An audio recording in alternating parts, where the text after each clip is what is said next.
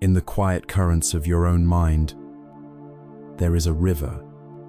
This river is the flow of life itself, a ceaseless movement of moments, sensations, and experiences, forever passing, forever changing. Most of us spend our lives on the banks of this river, not flowing with it, but clinging. We cling to the branches of past memories, our fingers locked around what once was.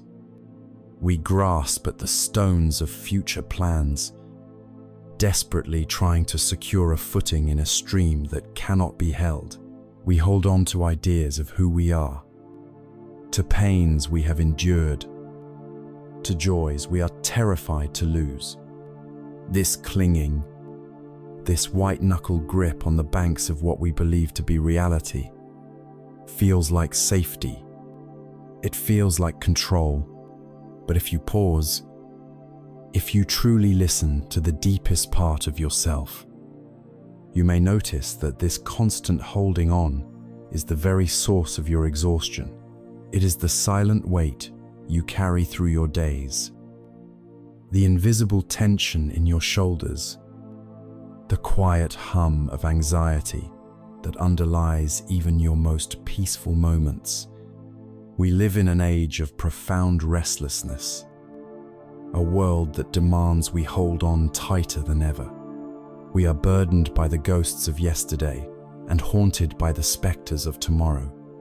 There is a pressure to accumulate, to achieve, to define ourselves by our stories, our successes, and even our wounds. We are taught to build our identity like a fortress, solid and unchanging. And so we suffer immensely when the winds of change inevitably blow. This struggle, this internal battle against the natural flow of life, is the great, unspoken affliction of the modern soul. It leaves us feeling stuck, adrift, and yearning for a peace we fear we will never find. But what if there was another way? What if the path to peace was not found in holding on tighter, but in learning, gently and skillfully, how to let go? This is not an invitation to apathy or indifference. It is not about losing something precious. It is an introduction to an ancient and profound wisdom, a path that teaches us that in the act of releasing our grip, we do not lose. Instead, we gain. We gain freedom. We gain clarity. We gain the extraordinary peace of floating in the river of life, rather than fighting it. This is the art of letting go, a gentle wisdom whispered through centuries of Buddhist teaching, offering a timeless remedy for the weary heart. It is an invitation to put down the heavy stones you have been carrying and to finally find rest, not in a distant destination, but in the spaciousness of this very moment. Let us begin our journey together, not by looking outward, but by turning our attention inward to a feeling that is as universal as the human heart itself. Imagine, for a moment, that you are walking along a path. At some point on this path, perhaps long ago in childhood, or perhaps only yesterday, you stooped to pick up a stone. It may have seemed insignificant at first, a small pebble of a memory, a shard of a harsh word, a grain of disappointment, but you held on to it. And as you walked, you found other stones, a heavy one of regret, its edges sharp and cruel, a cold, smooth stone of a resentment you have polished with years of rumination, a large, awkward boulder of fear about what the future holds. And now, as you walk through your life, you are carrying these stones. You have become so accustomed to their weight that you may no longer even notice the strain in your arms, the ache in your back, the way your gaze is pulled down toward the ground instead of up at the sky. This is the condition of holding on. The first and most profound truth we must understand is that the weight of these stones is not their inherent property. The world presents us with events, moments, and interactions. But it is the mind, and only the mind, that carves them into burdens. An event in the past is weightless. It is finished. It exists only as a phantom echo, but we give it gravity. We replay it, analyze it, judge it, and infuse it with the heavy energy of our own unresolved emotions. We become sculptors of our own suffering, chiseling away at the raw material of experience until we have fashioned a perfectly weighted stone of sorrow or anger, one that fits the grip of our hand just so. The burden is not what happened to you. The burden is that you are still carrying it. It is the narrative you have built around the event, the story you tell yourself every day about what it means, about who it makes you. This story is the stone. The world does not force you to carry it. Your own hand, in a fist of attachment, refuses to let it go. What are these stones we carry? Let us have the courage to look at them, to feel their shape and texture in the landscape of our minds. One of the heaviest is the stone of painful memory. These are not just recollections. They are active hauntings. They are ghosts that live in the rooms of the mind, endlessly reenacting a scene of loss or humiliation. A door slams. A cruel word is spoken. An opportunity is missed, and the mind plays it on a loop, each viewing adding another layer of weight, another coat of pain. We carry these memories thinking they are a part of us, not realizing they are prisons we unknowingly build for ourselves. Then there is the stone of resentment. It is a dark, acidic stone that feels hot to the touch. To carry resentment is to be in a constant, secret argument with reality. You stand in a mental courtroom, endlessly prosecuting someone for a crime they committed against you long ago. You are the judge, the jury, and the prosecutor, and yet the only person in the defendant's box is a ghost, while the only person suffering the torment of the trial is you. There is an old saying that holding on to anger is like drinking poison and hoping the other person dies. Resentment is this poison, a slow-acting acid that corrodes your own peace, that sours your present joys, and that consumes vast amounts of your life force in the futile effort to punish the past. Perhaps one of the most common stones in our modern world is that of failed expectations, both for ourselves and for others. We carry a ghost life alongside our real one, a shimmering mirage of the life we think we should have had, the career we should have chosen, the person we should have married, the body we should have maintained, the parent we should have been.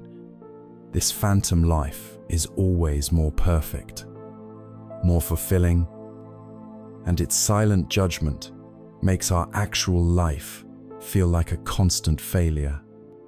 We are weighed down not by reality, but by our comparison to a fantasy. We mourn a life we never had, and in doing so, we fail to live the one that is right here, waiting for us. And finally, there is the great heavy stone of fear, the burden of a future that has not yet happened. We carry preemptive grief for losses that may never come. We worry about illness, about financial ruin, about loneliness, about death. This stone of fear casts a long, dark shadow over the present moment, preventing us from basking in the sunlight of what is good and true right now. We choose the certain misery of anxiety over the inherent uncertainty of life. And this choice is one of the heaviest burdens of all. There is a beautiful story that illustrates this perfectly. Two Zen monks, one old and one young, were on a long pilgrimage. They came to a river where the bridge had been washed away. A young, beautiful woman in a silk kimono stood there, distressed, unable to cross the muddy water without ruining her fine clothes. Without a word, the old monk walked up to her, lifted her into his arms, carried her across the swirling river, and set her down gently on the other side. He bowed and continued on his way. The young monk followed, his mind in turmoil. He was shocked, scandalized. Their monastic vows strictly forbade them from touching a woman. How could his master have done such a thing for the next 2 hours? As they walked in silence, the young monk's mind churned. He replayed the scene over and over, his indignation growing with every step.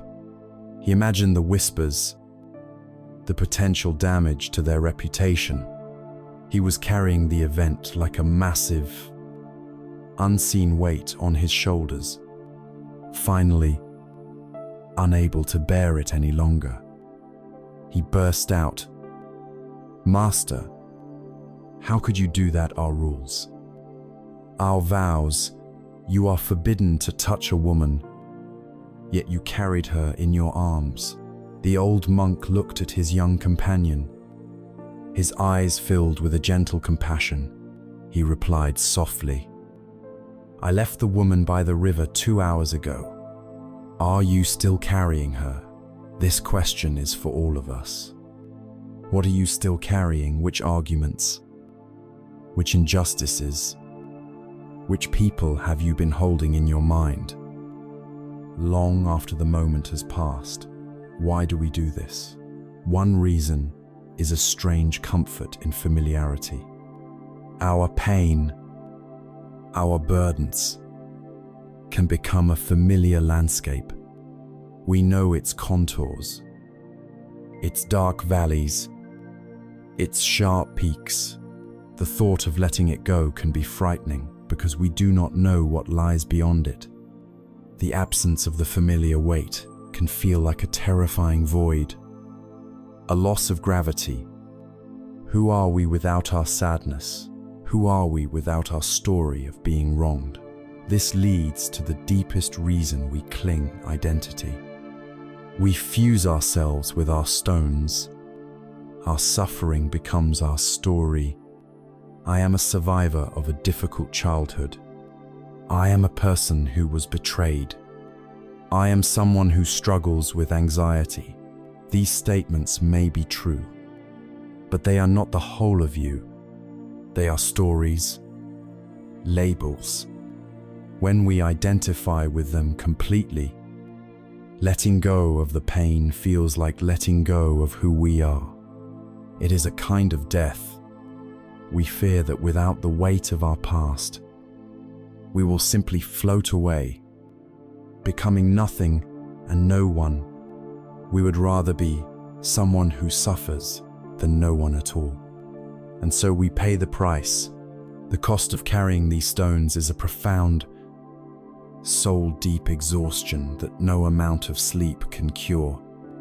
It is a constant, low-level drain on your energy, your vitality, your very life force. Think of a computer with too many programs running in the background. It becomes slow. It overheats. It cannot perform its essential functions. Our mind is the same.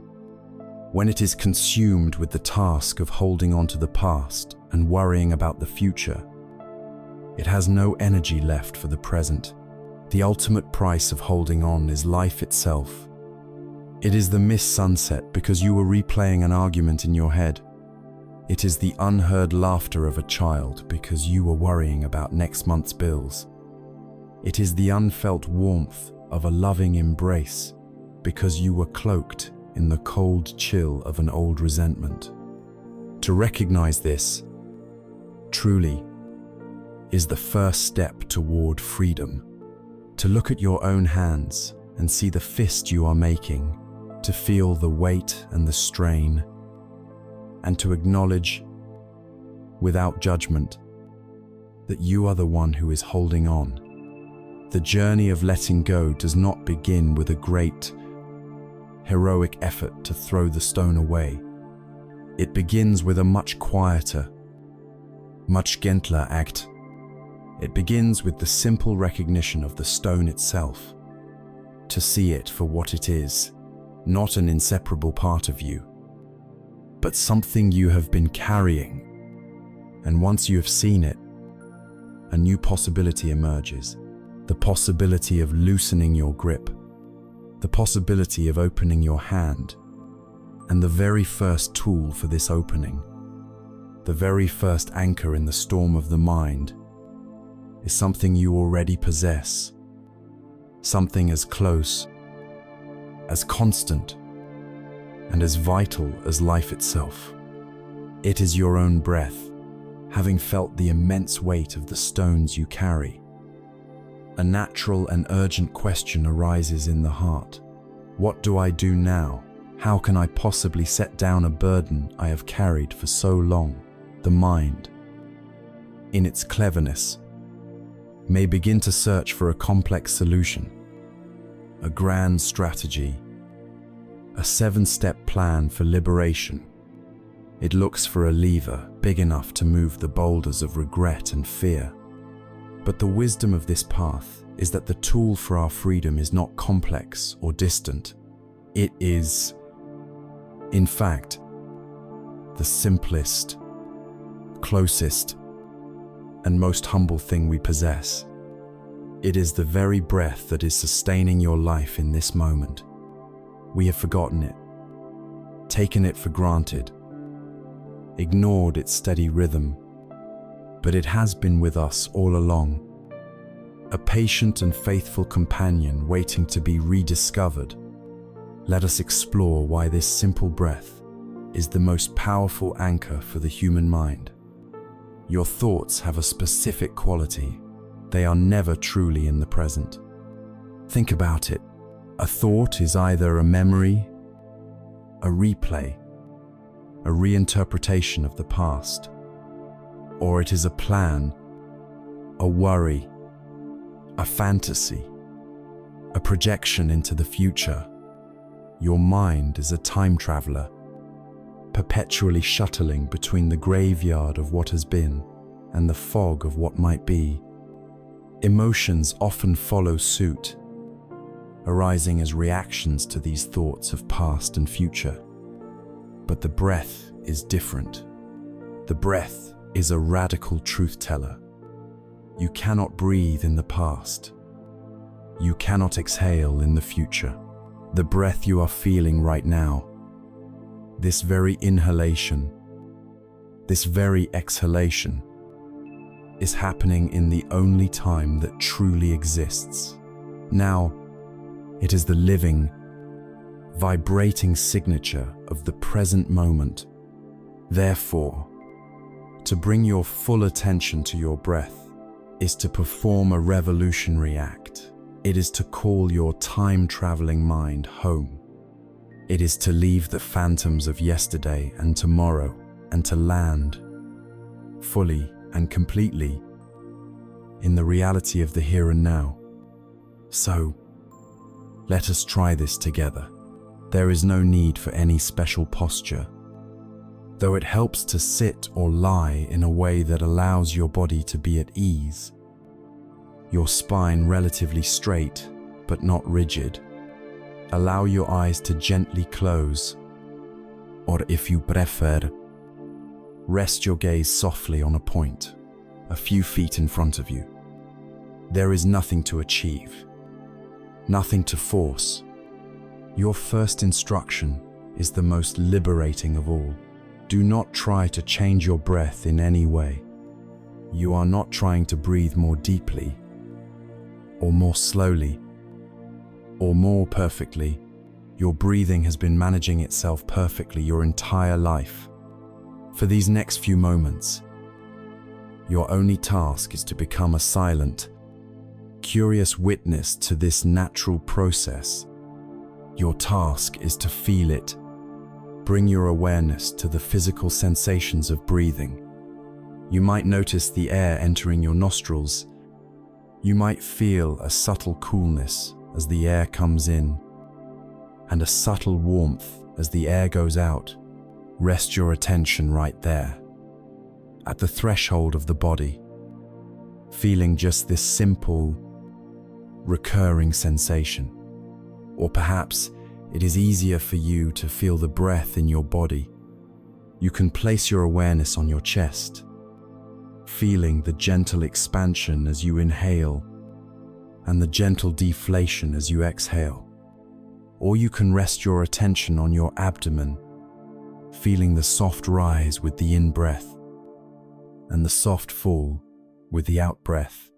Choose one of these spots, whichever is clearest to you, and let your attention rest there as if it were a feather landing on velvet. There is no effort needed. Just feel, rise and fall, in and out. This is your anchor. Imagine your mind is a small boat on the vast ocean of consciousness. For most of your life, this boat has been untethered. The winds of your thoughts and the currents of your emotions have pushed and pulled it wherever they pleased. On a calm day, it might be pleasant, but when the storms of anxiety, anger, or grief arise, you are tossed about violently, lost and at the mercy of the waves, with no sense of direction or stability. To bring your attention to the breath is the act of dropping your anchor. Now, dropping an anchor does not magically cause the storm to cease. This is a vital point to understand. To save you from discouragement, the winds of thought will still blow. The waves of emotion will still rise and fall. The purpose of the anchor is not to control the weather. Its purpose is to keep your boat from being swept away by it. It holds you in place.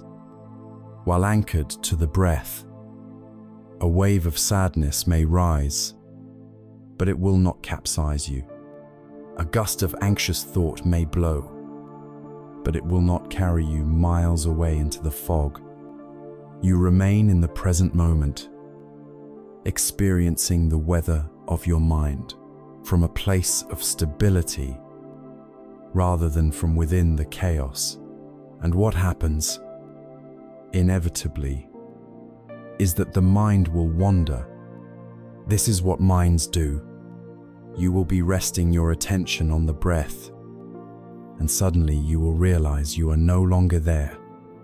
You are, instead, thinking about an email you need to send, replaying a conversation from yesterday, or planning your dinner. This is the critical moment of the practice. The moment you realize your mind has wandered is not a failure. It is a moment of resounding success, that instant of "I've been lost in thought" is a spark of pure mindfulness. You have woken up from the dream of thinking. And what do you do when you wake up? You do not scold yourself. You do not sigh in frustration. You do not judge your mind for being a mind. You simply and gently with the kindness you might show to a lost puppy. Escort your attention back to its home, back to the anchor, back to the feeling of the breath. You let go of the email. You let go of the conversation. You let go of the dinner plan, and you return to the simple sensation of rising and falling. This is the practice. It is not about staying on the breath perfectly. It is about the gentle, patient, and compassionate act of returning over and over and over again. Every single time you do this, you are performing a profound act of letting go. You are unhooking yourself from a thought stream. You are setting down a tiny stone, and in doing so, you are training your mind in a new skill. You are building a new muscle. For years, the habit of the mind has been to get lost, to follow every thought down its rabbit hole. Now, you are creating a new habit, a new neural pathway, the habit of returning, the habit of letting go. It is not accomplished in one grand gesture, but in 1,000 small, gentle returns. This is how the heavy stones are finally set down, not by being thrown, but by being released, finger by finger, thought by thought, breath by breath. This anchor is portable. It is with you, always.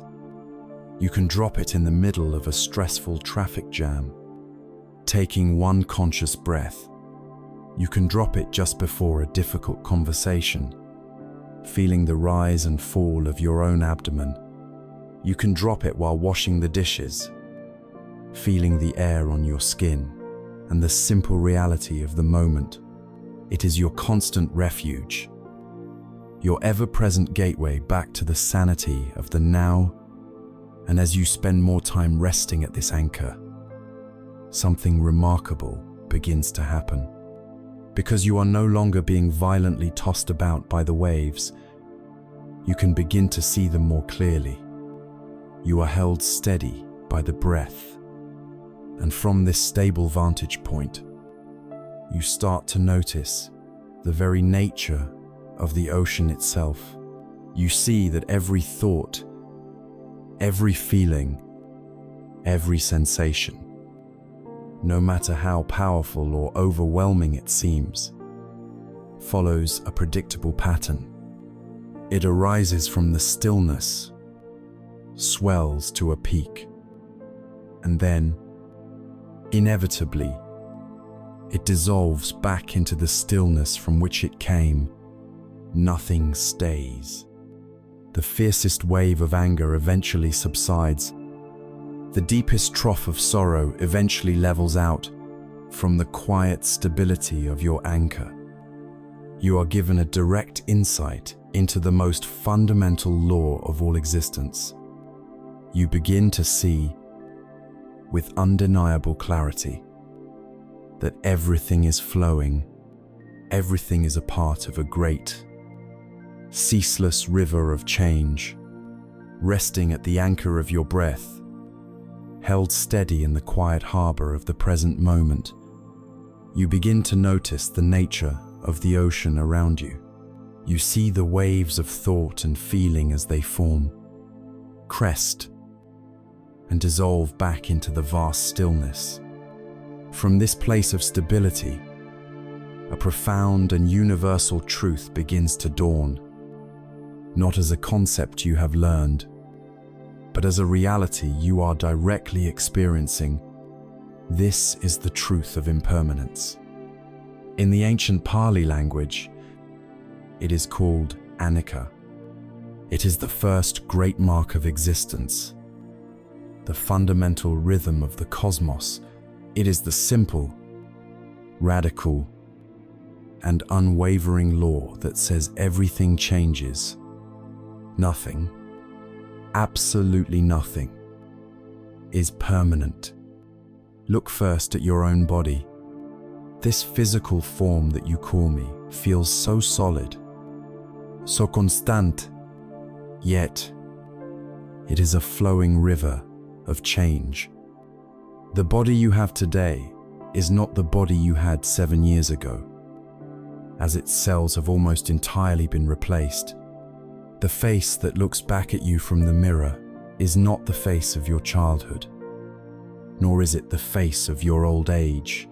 It is but a single frame in a lifelong film of transformation.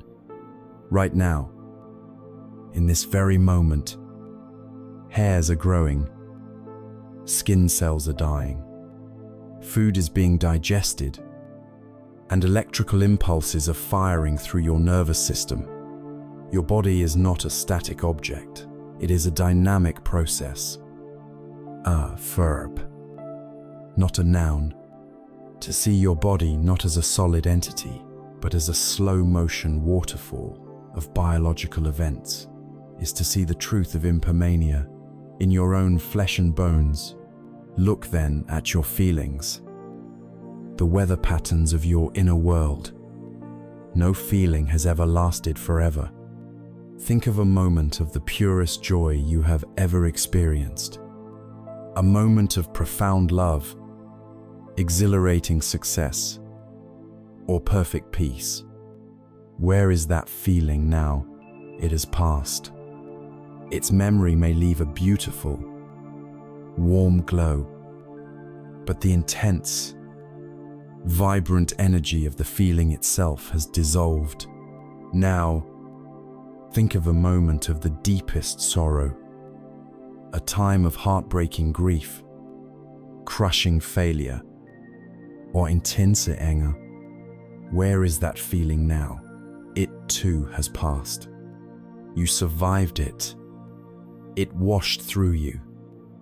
And like a storm, it eventually moved on. Your feelings are visitors. They arrive. They stay for a while, and then they depart. To mistake any single visitor for the owner of the house is a fundamental error. To see that you are the house and the feelings are merely the weather passing through is to understand impermanence in your heart. And what of your thoughts? They are even more fleeting, more ephemeral than feelings. Your thoughts are like clouds skittering across the vast sky of your awareness. One moment, a cloud of worry appears, dark and heavy. The next, it is nudged aside by a wisp of a memory, which is then replaced by a cloud of fantasy, which in turn dissolves into a plan for tomorrow. Try, just for a moment, to hold on to a single thought. Try to grasp it and keep it perfectly still in your mind, without it changing, evolving, or leading to another thought. It is an impossible task. The nature of thought is to flow, to morph, to connect, to be in constant motion, to see your thoughts not as solid pronouncements of truth, but as transient mental events, like bubbles rising to the surface of a pond, is to witness impermanence in your own mind. This universal law applies to everything in our lives. Relationships begin, evolve, and end. Careers flourish and fade. Youth gives way to age. Seasons turn. Civilizations rise and fall. The very mountains are slowly being worn down by wind and rain. To live on this planet is to be a passenger on a vessel of ceaseless change. So why, then, do we suffer? If change is the one great constant, why is it so often a source of pain? The suffering comes not from the fact of impermanence itself, but from our resistance to it. Our suffering is the friction created when our deep-seated desire for permanence grinds against the undeniable reality of change. When life is pleasant, When we are experiencing joy, love, or success, we cling, we try to build a dam to stop the river. We grasp at the beautiful moment, trying to freeze it, to make it last forever. This very act of clinging introduces anxiety. We become afraid of losing what we have. Our joy becomes fragile, tinged with the fear of its own ending. The problem is not the joy itself, but our desperate attempt to make it permanent. When life is unpleasant, when we are experiencing pain, loss, or failure, we resist, we push, we fight against the current of reality, trying to force our way back upstream to a better time, or trying to deny what is happening. This resistance creates anger, bitterness, frustration, and a profound sense of exhaustion. The problem is not necessarily the pain itself, but our non-acceptance of it, our battle against the fact that it is here. True letting go, then, is the cessation of this war against reality. It is learning to flow with the river. There is a powerful story that illuminates this journey from resistance to acceptance. A woman named Kisa Gotami lived in the time of the Buddha. Her love for her first and only son was the entire world to her. When the child fell ill and died, her grief was so immense that it shattered her sanity. Denying the truth, she picked up his small, lifeless body and went from house to house, desperately begging for medicine that could restore him. Some people mocked her, others turned away in pity, but no one could help her. Finally, a wise man saw her desperate state and, with great compassion, told her, "I cannot give you medicine for your child, but I know a physician who can. Go to the Buddha." Kisa Gotami ran to the Buddha and laid her son at his feet, pleading for the miracle cure. The Buddha looked at her, his eyes filled not with judgment for her delusion, but with profound compassion for her pain. He did not lecture her on acceptance.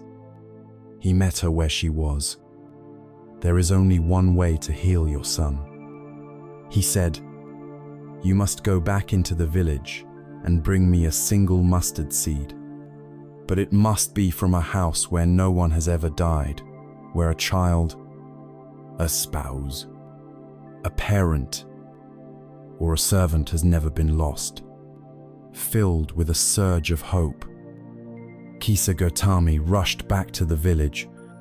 At the first house, she asked, "Do you have a mustard seed?" "Of course," the woman replied. As the woman went to fetch it, Kisa Gotami asked the crucial question, "Has anyone in your family ever died?" The woman's face fell. "The living are few," she said, "but the dead are many. We lost my father last year." Kisa Gotami went to the next house, and the next, and the next. The story was always the same. Every house had a mustard seed, and every house had known the sorrow of death. One family had lost a husband, another a daughter, another a beloved grandparent. As the sun began to set, the truth began to dawn in her heart.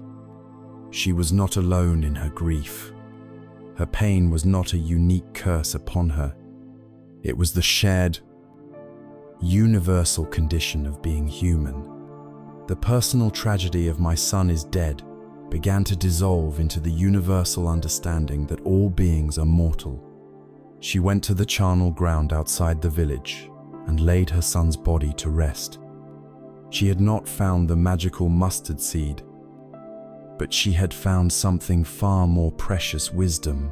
She returned to the Buddha, her eyes no longer wild with grief but clear with a profound and sorrowful understanding. She had accepted the river of impermanence. Her healing began not when she got what she wanted, but when she was able to let go of her resistance to what was real. This is the practice for each of us. We are all, in our own way, searching for the mustard seed from the house that has never known loss. We are looking for the permanent job, the relationship that never changes, the health that never fades, the happiness that never ends. The wisdom of letting go is to cease this futile search. It is to use our meditation, our anchored awareness, to see impermanence directly. As you sit, you feel an itch. You watch it. It passes. You feel a moment of peace. You watch it. It gives way to restlessness. You feel a sad memory arise. You watch it. It dissolves. You are training yourself, moment by moment, to be comfortable with the flow. You are finding your stability not in any particular wave, but in your ability to watch the waves come and go from the shore of your awareness. When you truly begin to see that everything you can perceive is part of this ever-changing flow, your body, your feelings, your thoughts, the world around you, a new and profound question naturally arises. If all of these things are changing, if they are all temporary phenomena that come and go, then who or what is this that is watching it all? If the clouds are not the sky, then what is the sky? If the waves are not the ocean, then what is the ocean? This leads us to look more deeply at the nature of the watcher itself, the mind that seems to be the one constant amidst the change, the very center of our experience.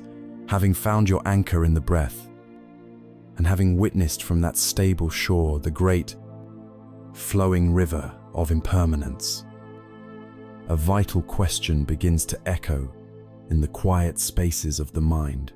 If everything I observe is in flux, my body, my feelings, my thoughts, then who is doing the observing? What is this seeming constant that witnesses all the change? To answer this, we must turn our gaze directly toward the nature of the mind itself. And when we do, we are often met with a chaotic and surprising scene. The ancient Buddhist teachers had a wonderfully apt name for this inner world, the monkey mind. Imagine your mind is a great, ancient tree with 1,000 branches, and living in this tree is a restless, chattering, and slightly drunk monkey. This monkey cannot stay still for more than a second. It swings frantically from a branch of the past, a regret, an old conversation, a moment of embarrassment, and then, with a wild screech, it leaps to a branch of the future, a worry, a plan, a fantasy. Before it even has a firm grip, it is distracted by a branch of pure sensation, an itch on your nose, a distancier, a feeling of hunger. It chatters incessantly, narrating everything, judging everything, demanding attention. This is the state of the untrained human mind. It is not a personal failing, it is the universal condition. The monkey's nature is to jump, and our inner world is its jungle gym. It swings from what you should have said in an argument yesterday to what you need to buy at the grocery store tomorrow, to the lyrics of a song you heard this morning, all in the space of a few seconds. We live with this constant, chaotic, internal noise. And for most of our lives, we make a fundamental mistake. We believe that we are the monkey. But now, I invite you to consider a revolutionary possibility. Ask yourself this simple question. If you are the one who is aware that the monkey is jumping, can you really be the monkey? The very fact that you can notice the chaos, the very fact that you can observe your own distracted thoughts, implies that you are not the thoughts themselves. There is the chattering monkey, and then there is the awareness that hears the chatter. This awareness is the great discovery of the meditative path. It is the observer, the silent witness. It is a presence within you that is not a thought, not an emotion, not a sensation. It is the space in which all of these things arise and pass away. Let us switch our metaphor from the monkey in the tree to the sky and the clouds, for this reveals the nature of the observer even more clearly. Your true nature, this deep awareness, is like a vast, open, and luminous blue sky. It is boundless, clear, and inherently peaceful. Your thoughts, emotions, moods, and sensations are like the clouds that drift through this sky. Some days, there are big, white, fluffy clouds of happy thoughts and pleasant feelings. On other days, there are dark, heavy, turbulent storm clouds of sadness, anger, or fear. Sometimes the sky is almost entirely obscured by a thick blanket of grey, depressive clouds. But here is the essential truth. The clouds are not the sky. They are visitors passing through the sky, a storm cloud. No matter how dark or violent, cannot stain or damage the blue sky. It can only temporarily hide it. The sky's nature is to allow all clouds to come and go, without resistance, without clinging. It has space for all of them. Our suffering arises from a case of mistaken identity.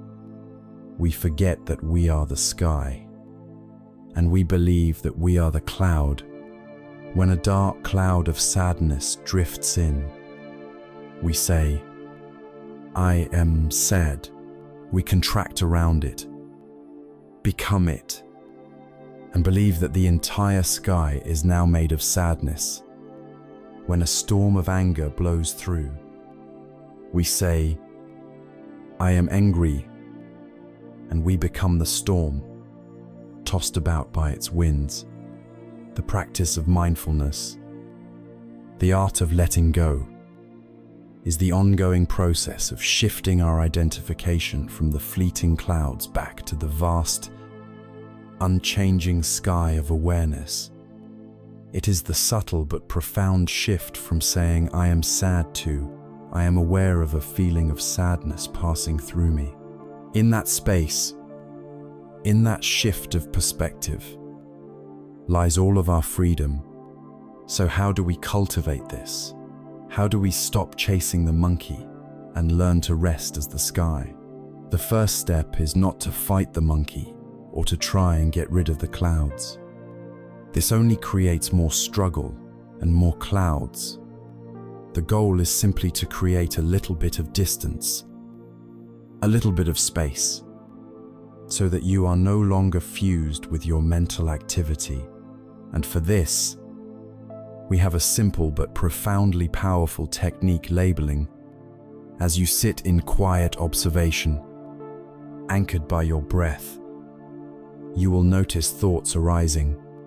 Instead of immediately following the thought and getting lost in its story, you can gently and silently place a label on it.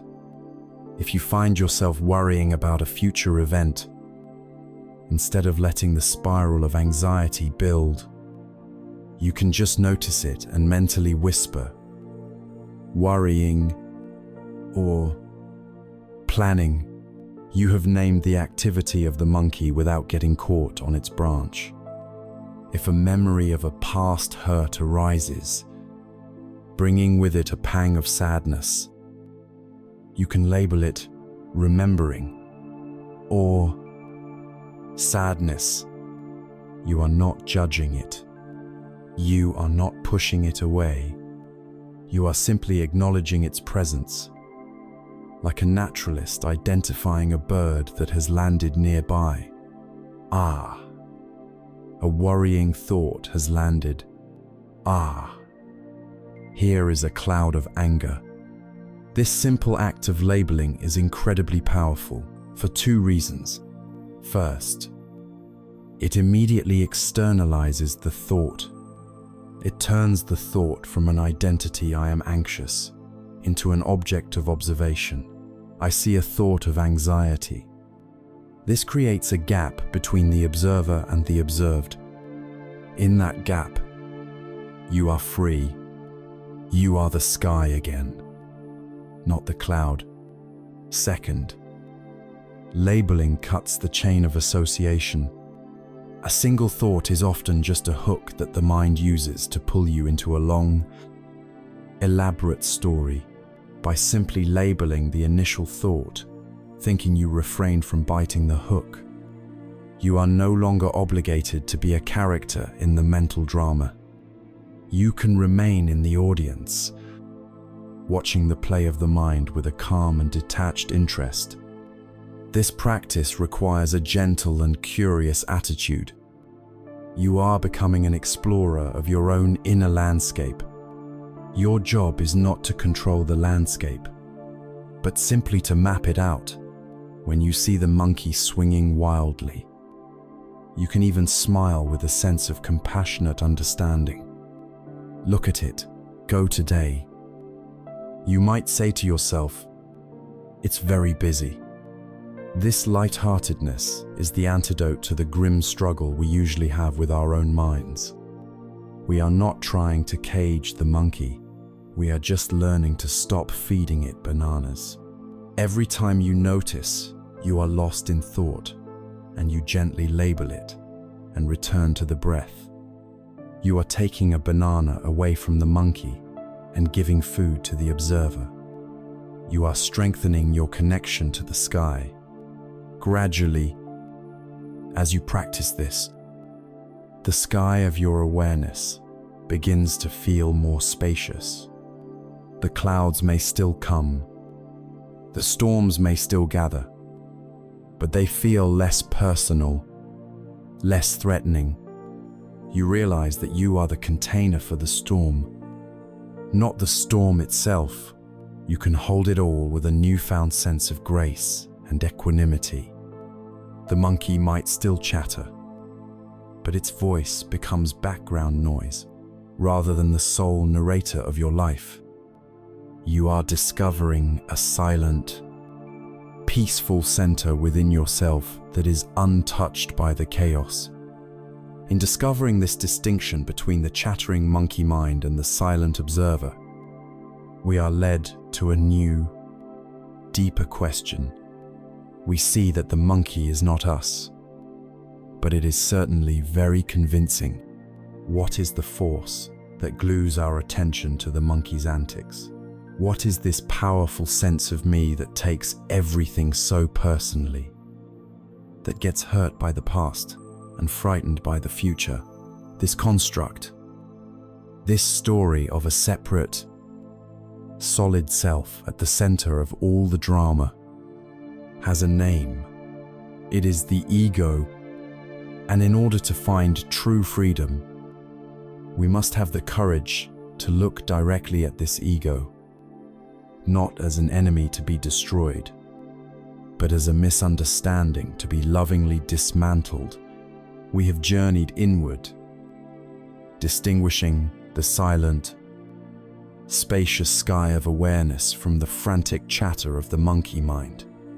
We have found that we are not the chattering, but the listening, and yet there is a powerful gravity that continually pulls our awareness back into the drama. a force that glues us to the monkey's every move. This force is the storyteller, the narrator, the central character in the epic film of our life. It is the persistent sense of me that takes everything so personally. This is the ego in the landscape of the mind. The ego is the director, the casting agent, and the star of the show, and its favorite production is the story of my life. To begin the process of letting go on the deepest level, we must first understand what this ego truly is.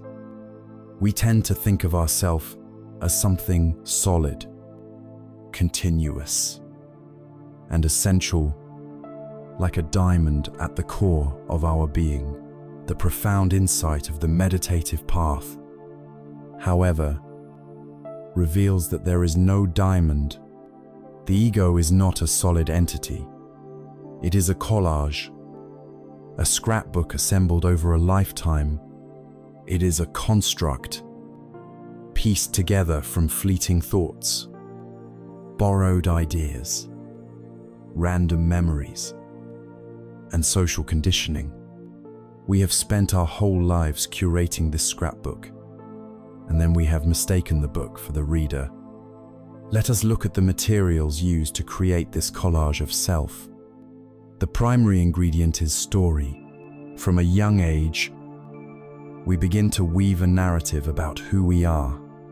We cherry-pick certain memories and experiences and string them together into a plot. Perhaps your story is one of a survivor who has overcome great odds. Perhaps it is the story of a victim who has been repeatedly wronged. Perhaps it is the story of a hero, a clown, or a quiet intellectual. We edit out the scenes that don't fit the plot, and we replay the key moments over and over again until the story feels solid, true, and complete. This personal myth becomes the backbone of the ego. To this backbone, we attach labels and roles. These are like costumes we wear, so often and for so long that we forget we are wearing them. I am a mother. I am a doctor. I am an American. I am an artist. I am a good person. I am a failure. Each of these labels comes with a set of rules, expectations, and behaviors. We learn how a mother should act, how a doctor should think.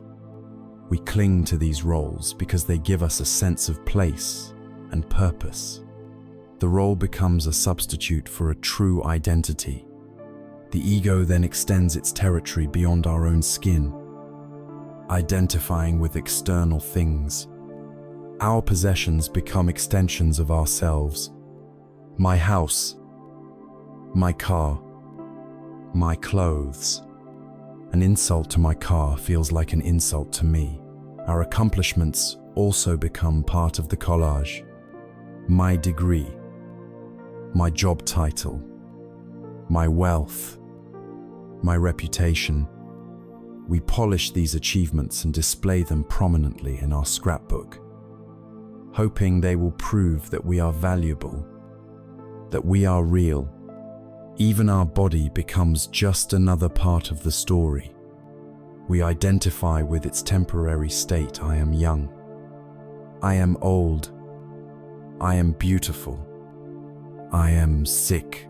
The body, which we have already seen is a flowing river of change, is treated by the ego as a static representation of who we are. And here we discover the ego's fatal flaw and the source of all our fear. Because the ego is a collage made of impermanent things, memories, roles, possessions, a changing body, it is inherently unstable. On a deep, subconscious level, the ego knows it's a fraud. It knows it is built upon the shifting sands of time. This deep insecurity is the engine of its existence. It lives in a state of constant, low-grade terror, the terror of being found out, the terror of falling apart. This terror manifests as fear. It is the fear of criticism, because a harsh word threatens to rip a page out of our scrapbook, challenging the story of "I am competent" or "I am likable." It is the fear of failure, because a failed project threatens the story of "I am successful."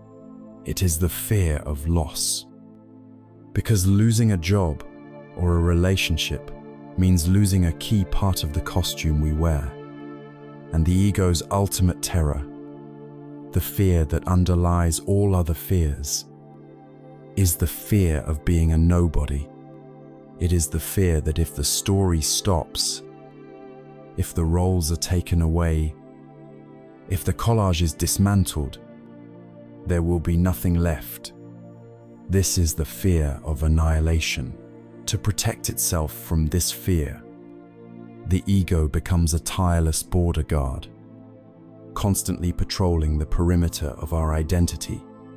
It defends, it justifies, it blames, it attacks. This constant state of defense is profoundly exhausting, and it is the root of so much of our anxiety, anger, and conflict with others. Consider the story of a great general. For 40 years, his identity was forged in the fires of discipline and command.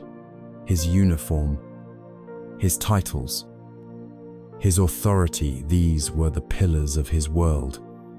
His ego story was simple, powerful, and universally respected. I am a general. Then came the day of his retirement. The uniform was put in a box. The titles were stripped away. The authority he wielded over thousands vanished overnight. He returned to a quiet life in a small town, but his mind refused to retire. He expected his family to respond with the same obedience as his soldiers. He became infuriated when the local shopkeeper did not show him the proper deference. He was living in a world that no longer recognized his story, and his suffering was immense. He was clinging to the ghost of a past identity, trying to wear a costume that no longer fit. His peace and happiness only returned when, after much frustration, he was finally able to let go of the general. He realized it was a role he had played, a magnificent one, but it was not the essence of his being. In letting go of the need to be a general, he was free to simply be a man, a husband, a grandfather, a neighbor. Letting go of the ego was not his destruction, it was his liberation. This is what the meditative path offers us. It is not a method for destroying the ego, but a gentle process of seeing through its illusion. When you sit in silence, the external validators of your ego are stripped away. In the quiet, there is no job title, no social status, no car, no bank account. There is only the breath, the sensations of the body, the chattering of the monkey mind, and the vast, silent space of awareness that holds it all. You begin to have a direct experience of the truth that when the story of me quiets down, you do not cease to exist. In fact, you begin to experience a deeper, more authentic existence, a presence that is not dependent on any story or any role. You are the sky, not the cloud.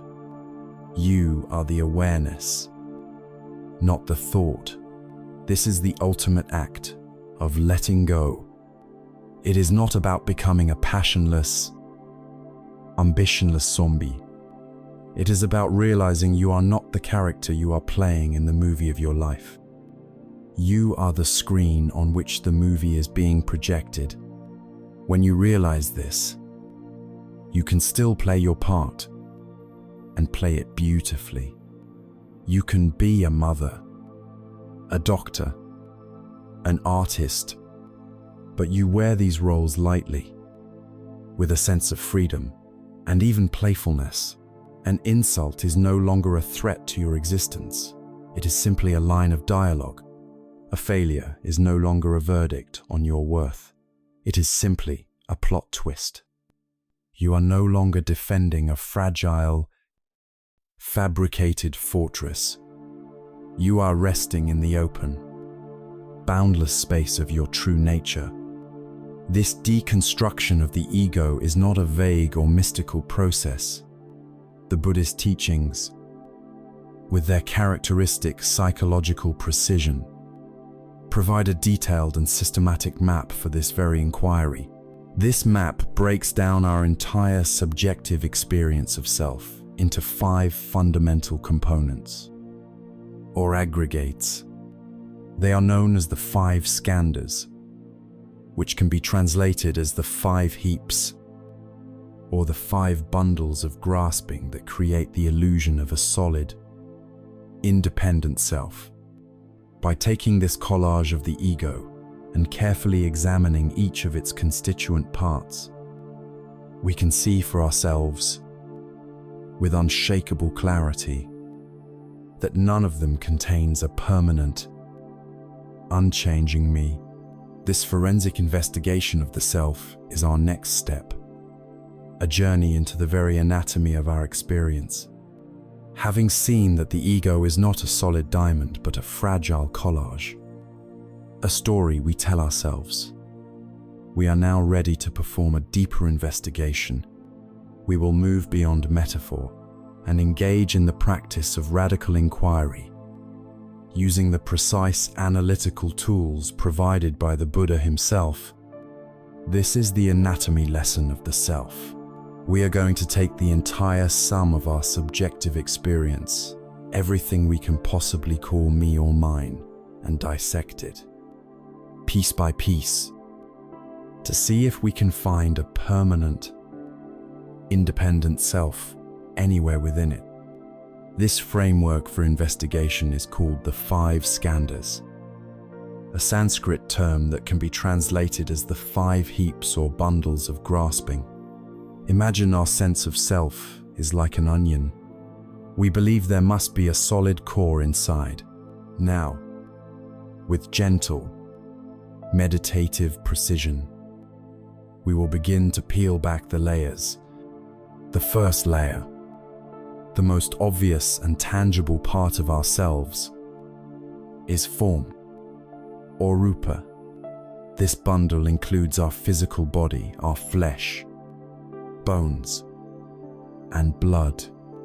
It also includes all the raw data from our 5 physical senses, the sights, sounds, smells, taste, and physical sensations that we experience. This body, this world of form, feels intensely personal. We spend our lives feeding it, protecting it, and identifying with it. But let us investigate. Is this body permanent? The answer is clearly no. It was born. It grows. It ages. It gets sick. And one day it will die. From moment to moment, it is in a state of ceaseless flux. Can we control it completely? No. It gets sick against our will. It age despite our désir. When we cling to it, to its youth, its health, its beauty, does this clinging cause suffering when the inevitable changes occur? Yes. It is one of our greatest sources of suffering. Therefore, can this ever-changing, uncontrollable body of form truly be called me or mine? The wisdom of this path says no. This is not me. This is not mine. This is simply the body, a temporary collection of elements, a process of nature. And so, we peel back the first layer of the onion. Beneath the physical form, we find the second bundle, feeling, or Vedana. This does not refer to complex emotions like love or jealousy, but rather to the raw, immediate quality tone of every experience, every single moment of our lives, from a sensory input to a mental event, is accompanied by one of three feeling tones: pleasant, unpleasant, or neutral. It is the simple, pre-verbal experience of "I like this," "I don't like this," or "I don't care about this." It is the pleasantness of the sun on your skin, the unpleasantness of a sudden loud noise, the neutrality of the feeling of your clothes against your body. This stream of feeling tones is constant and deeply influential. But let us investigate. Are these feelings permanent? Absolutely not. They are the most fleeting of all experiences, changing from moment to moment with every new sight, sound, or thought. Pleasantness arises, and it passes. Unpleasantness arises, and it passes. When we cling to pleasant feelings, desperate for them to stay, does this create the suffering of craving? Yes. When we resist and push away unpleasant feelings, desperate for them to leave, does this create the suffering of aversion? Yes. Therefore, can this flickering, unreliable stream of feeling tones be called me or mine? No. This is not me. This is not mine. This is simply feeling, arising and passing away. We have peeled back the second layer. The third bundle is perception, or sanya. If feeling is the raw tone of experience, perception is the faculty that recognizes, identifies, and gives it a name. It is the mental process that takes the raw data of the senses and organizes it into coherent concepts. You see a certain pattern of light and color, and the perception tree arises. You hear a certain vibration, and the perception music arises. You feel a certain sensation in your stomach, and the perception hunger arises. It is the brain's vast filing system, instantly labeling and categorizing the world so we can navigate it. But let us investigate. Are our perceptions permanent and absolutely true? No. They are conditioned by our past experiences, our culture, our language, our mood. A person raised in a desert perceives a snake differently from a person raised in a city zoo. A challenging situation can be perceived as a threat when we are tired, or as an opportunity when we feel confident. Our perceptions are not a clear window onto reality. They are a colored lens. If we cling to our perceptions as absolute truth, does this lead to misunderstanding, prejudice, and conflict? Yes. It is the root of most human arguments.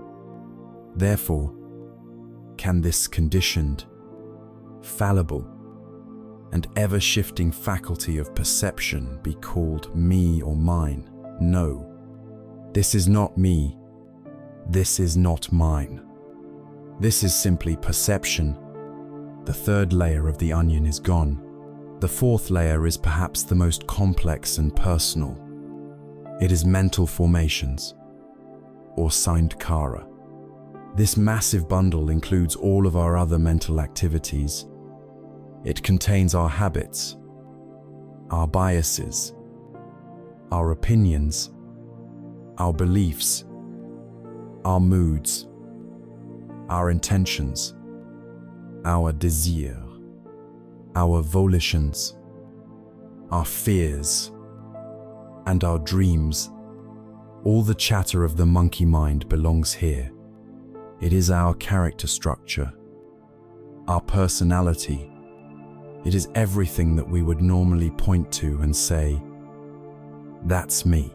The habit of procrastinating, the intention to be kind, the opinion about politics, the sudden urge for chocolate, the feeling of jealousy, the capacity for compassion, all of it is Sankara.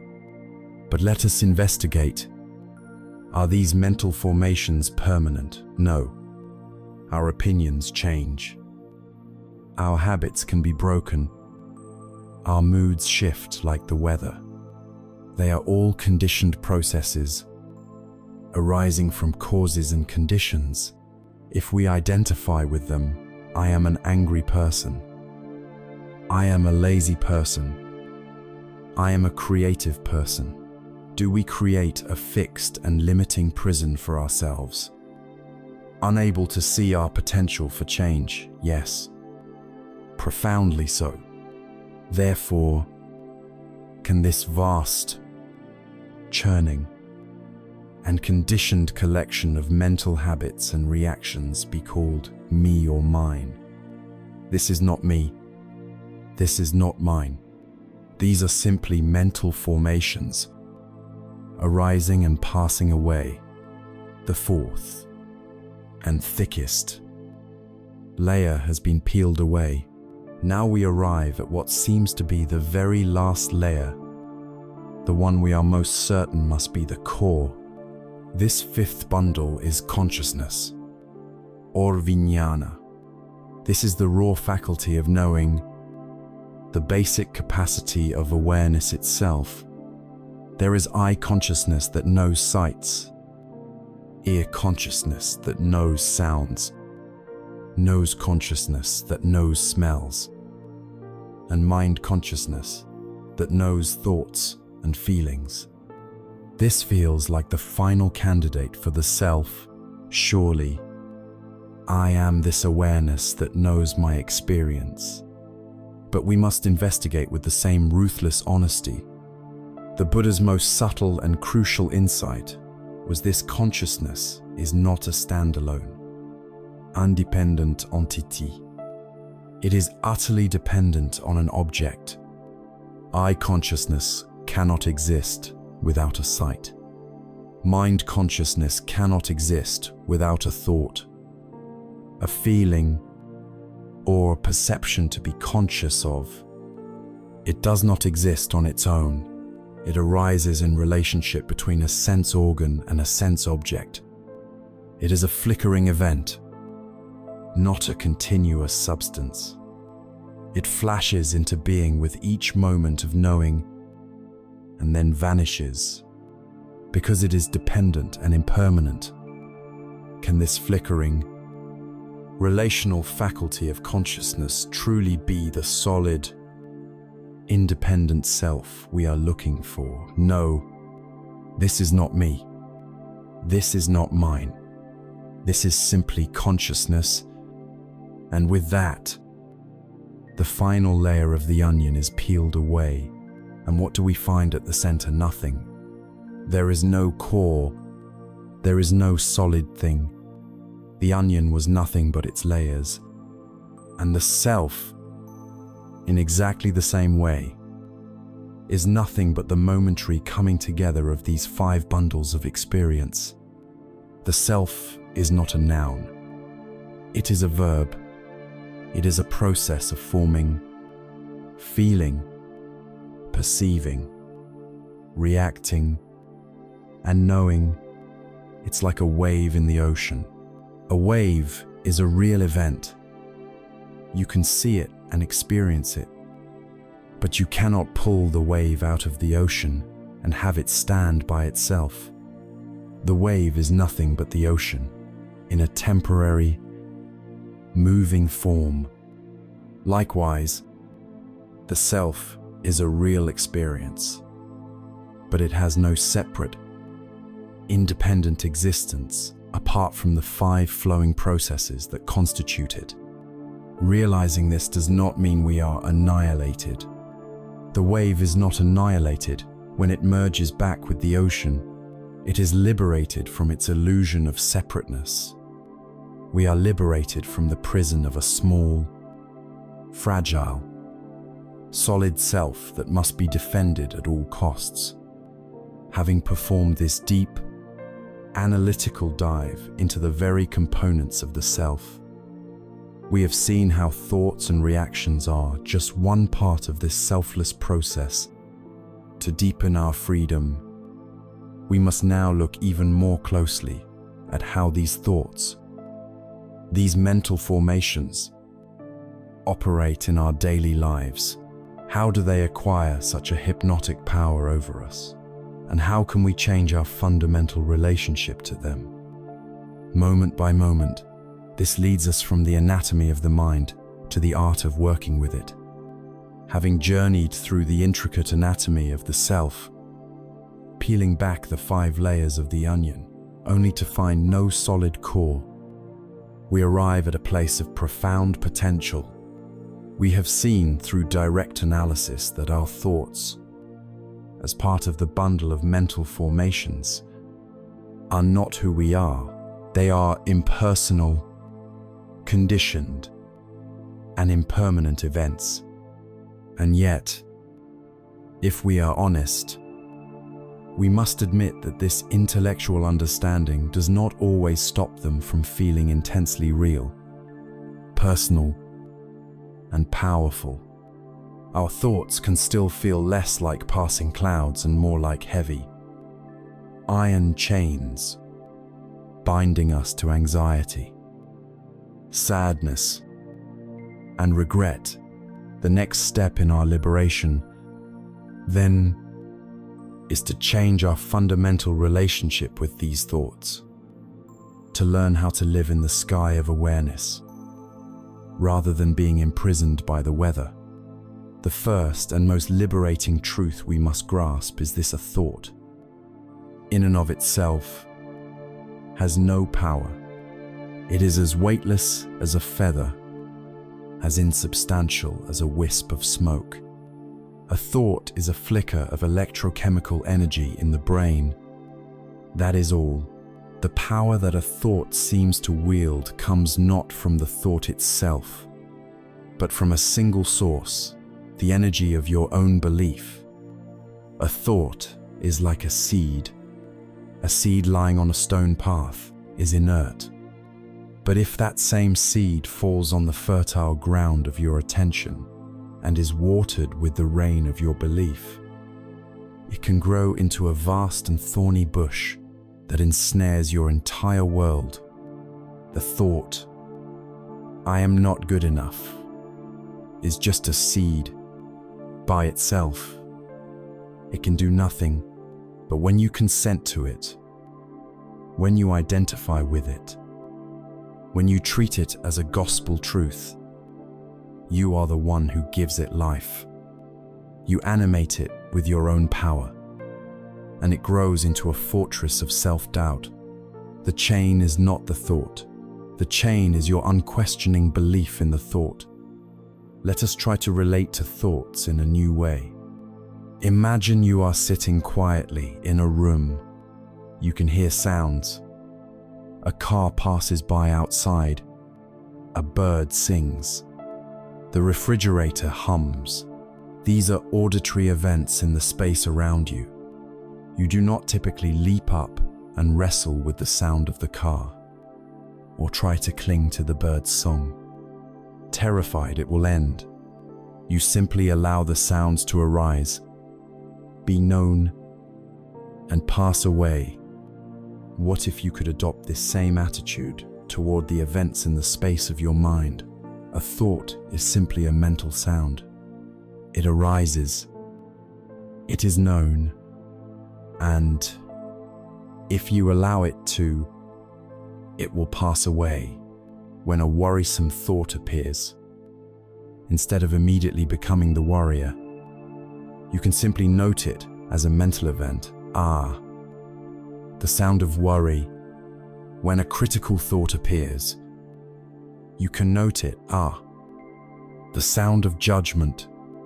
By framing thoughts as impersonal, sensory-like events, you strip them of their personal charge and their hypnotic power. This leads us to a crucial distinction: the difference between the simple arising of a thought and the complex process of rumination. The initial thought that pops into your mind is like a first arrow.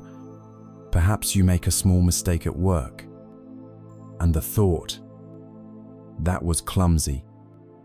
Ari says, this first arrow can be painful, but the pain is often brief. The real suffering begins with the second arrow, and the third, and the fourth, which we, in our confusion, shoot into ourselves. Rumination is the act of firing these second arrows.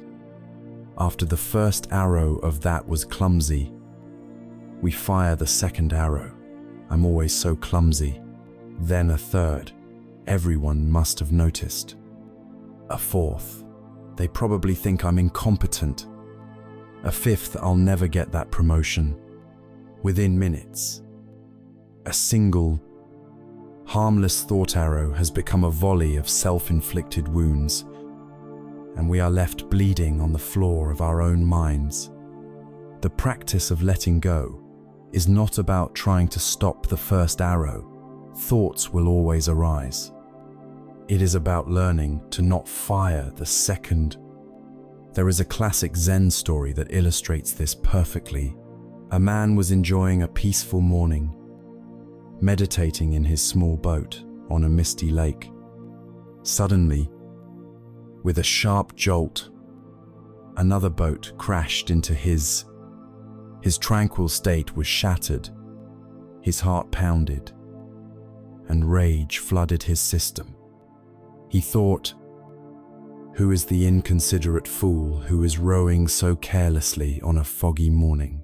He stood up, his face contorted with anger, ready to scream at the person who had so rudely disturbed his peace. As he prepared to unleash his fury, the fog shifted, and he saw the other boat clearly for the first time. It was empty. It had simply come untied from its mooring and was drifting with the current. In that instant, his anger had nowhere to go. It vanished. He could not be angry at an empty boat.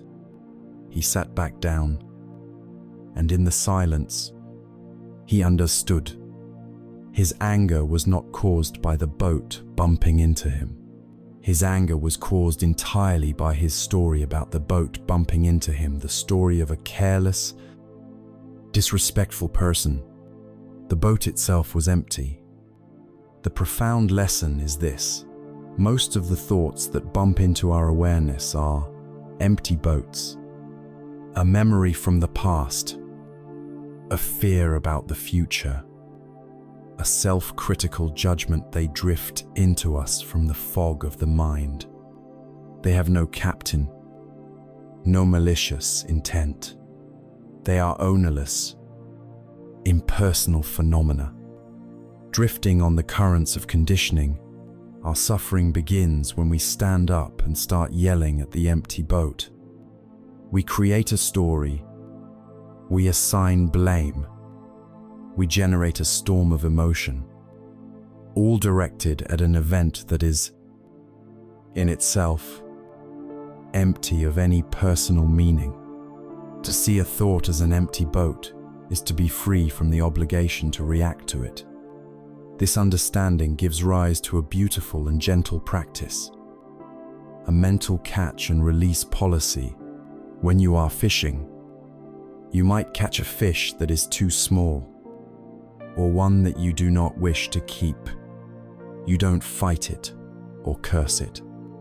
You simply, gently unhook it and release it back into the water. We can do the same with our thoughts. The catch is the moment of mindfulness. The moment you wake up and realize, I have been caught by a thought. I am yelling at an empty boat. This is the moment the observer remembers it is the sky, not the cloud. The release is the gentle letting go. It is not an act of suppression or pushing away. Suppression is violent. It implies the thought is dangerous and real. Release is an act of relaxation. It is the simple, graceful act of unclenching the fist of your attention. You just let the thought be. You allow the boat to drift on by. You allow the cloud to continue across the sky, and then, with gentleness, you return your attention to your anchor, to the feeling of the breath, to the sounds in the room, to the physical reality of the present moment. This is a practice of kindness. Each time you catch and release a thought, you are performing an act of compassion for yourself. You are choosing peace over struggle. You are choosing freedom over the familiar chains of rumination. At first, you may have to do this 100 times in a single minute. The monkey is strong, and the habit of yelling at empty boats is deeply ingrained. But with each gentle release, you weaken the old habit and strengthen the new one. You are carving a new channel in the mind, a channel of letting go, a channel of peace. As we practice this, as we become more adept at allowing our thoughts to be clouds rather than chains, a deeper question may surface. What is this fundamental energy that makes us so quick to grasp one thought and so quick to push another away? What is the mechanism that makes us want to cling to a pleasant thought cloud and fight a stormy one, this automatic, instinctual reaction is driven by two primal forces, the twin engines that power the entire machine of our suffering. They are the constant push and pull of desire and aversion, and to understand this primal duality is to move closer to the very root of our entanglement. Having learned to see our thoughts as ownerless, empty boats drifting on the currents of the mind, we are prompted to ask a deeper question. Why do we leap to our feet and yell at some boats while eagerly trying to pull others aboard? What is the fundamental force that governs this automatic, instinctual reaction of attraction and repulsion? When we look deeply into the mechanics of the mind, we find two master puppeteers, two primal energies that pull the strings of our every moment. They are the twin forces that lie at the very root of our restlessness. In the ancient language of the Buddha, they are called tanha, the thirst of craving, and dosa, the fire of aversion. Let us first examine craving. Ordeña. The word is often translated as desire, but its meaning is closer to a relentless thirst. It is not the simple wishing for something pleasant. It is the deep, nagging feeling of lack, an inner emptiness that we desperately believe can be filled by something external. It is the lean of the mind toward what it does not have. This thirst manifests in our lives in several ways. The most obvious is the craving for sense, pleasures, the thirst for delicious tastes, for beautiful sights, for pleasant sounds, for physical comfort, for praise and validation. This is the engine of our consumer culture. The restless scrolling through social media feeds for the next little hit of dopamine. The constant search for the next experience that will make us feel whole, if only for a moment, more subtly. There is the craving to become, the thirst for existence. This is the ego's endless project of self-improvement and self-aggrandizement.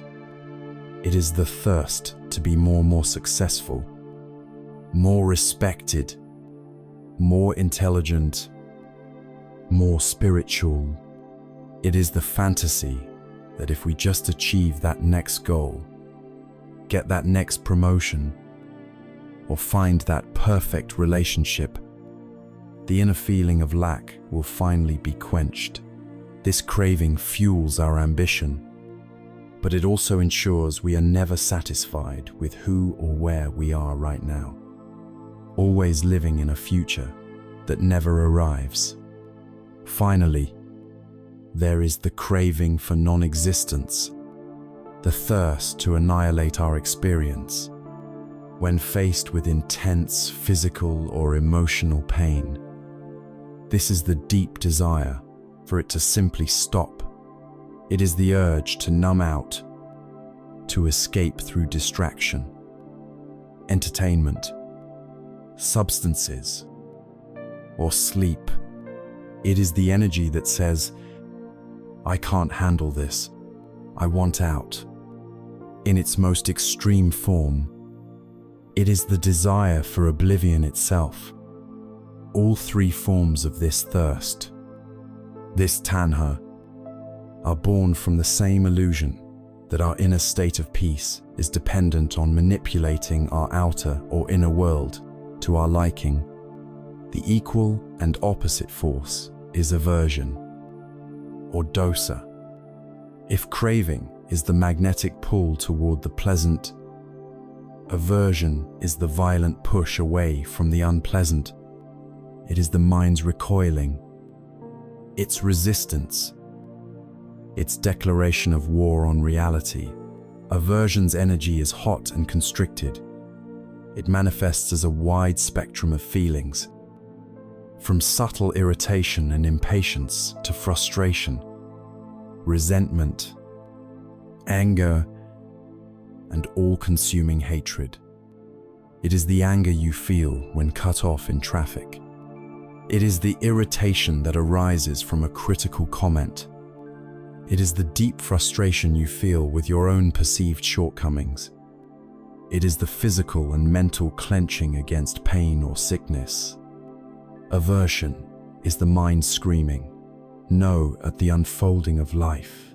The great tragedy is that both of these forces, the pull of craving and the push of aversion, are guaranteed to lead to suffering. Why? Because they are both in direct conflict with the universal law of impermanence.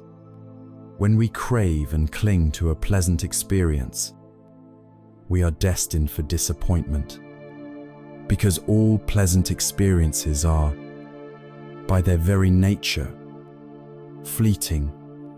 They will pass. When we resist and push away an unpleasant experience, we are destined for exhaustion and frustration, because we are fighting a battle against what is already here. This resistance does not remove the initial unpleasantness. It simply adds a second, self-created layer of suffering, the suffering of non-acceptance on top of it. A headache is unpleasant, but the hatred of the headache is a separate and often more painful affliction. Imagine the untrained mind is like the heavy brass pendulum of a grandfather clock. It is never at rest. When it encounters a pleasant sight, a happy memory, or a moment of praise, the force of craving hooks it and pulls it far to one side. The mind says, "Yes, this I want more of this. I need this to stay." We cling, we grasp, we try to hold the pendulum at the peak of its arc, forgetting that the nature of a pendulum is to swing.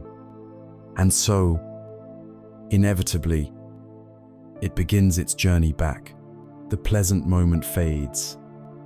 As the pendulum swings past the center point, it encounters an unpleasant sound, a difficult emotion, or a moment of criticism. Instantly, the force of aversion engages, pushing the pendulum violently to the opposite extreme. The mind says, "No, not this. Get this away from me. I hate this." We resist. We struggle. We fight, trying to force the pendulum back toward the pleasant side. This is the cycle of our lives, caught in this endless, exhausting oscillation between craving and aversion, between hope and fear, between yes and no. We are trapped in a self-perpetuating machine of reactivity, a system doomed to perpetual motion, and therefore doomed to perpetual unrest. We seek peace at the extremes, believing that if we could just get enough of what we want and get rid of all that we don't, we would finally be happy. But the wisdom of this path tells us that peace is not found at either end of the pendulum's swing. Peace is found only in one place, the silent, balanced, an empty point at the very center. This central point is not a state of dullness, indifference, or apathy. It is a state of profound clarity, wisdom, and unshakable balance. It is the middle way, letting go. In this context, means to stop feeding the swing of the pendulum. It means learning to experience both pleasure and pain without the automatic reaction of craving or aversion. When a pleasant experience arises, the practice is to feel it fully, to savor it, to appreciate it without the desperate need to cling to it. It is like smelling a fragrant flower. You enjoy its scent deeply, but you do not feel the need to rip it from the ground and possess it forever. You allow it to be what it is, a beautiful, temporary gift. When an unpleasant experience arises, the practice is to meet it with a spacious and allowing presence, without the immediate reaction of resistance. It is to let the feeling of sadness or the sensation of pain be there, without adding the second arrow of mental warfare against it. This does not mean we become passive doormats. We can still take practical, compassionate action to change our circumstances, but we release the internal battle, the futile, no screamed at reality. We learn to hold our pain with the same spacious, non-judgmental awareness with which we hold our joy. This is the path of radical acceptance. It is a path that transcends the dualistic game of like and dislike, want and not want. It is the discovery of a deep stillness that can hold both the light and the dark, the joy and the sorrow. We have now diagnosed the fundamental condition of our restlessness, the mind as a pendulum, driven back and forth by the primal forces of craving and aversion. A clear diagnosis is the first step to healing, but a great physician does not stop there. They proceed to confirm the cause of the illness, to affirm that a cure is possible, and to lay out a clear, step-by-step prescription for treatment. The Buddha, as the great physician of the human mind, did precisely this. He formulated this entire process into a timeless and elegant framework, the very heart of his teaching, known as the Four Noble Truths. And it is to this profound and practical prescription for freedom that we now turn our attention, having identified the twin forces of craving and aversion as the puppeteers of the mind, keeping us on a relentless pendulum of unrest. We arrive at the very heart of the Buddha's teaching. As a master physician of the mind, he did not simply point out the symptoms of our universal dis-ease. He provided a complete, clear, and logical framework for understanding and healing it. This framework is not a set of religious dogmas to be believed, but a pragmatic and testable formula. Much like a medical protocol, it is known as the Four Noble Truths, and it forms the foundation for all that is to follow.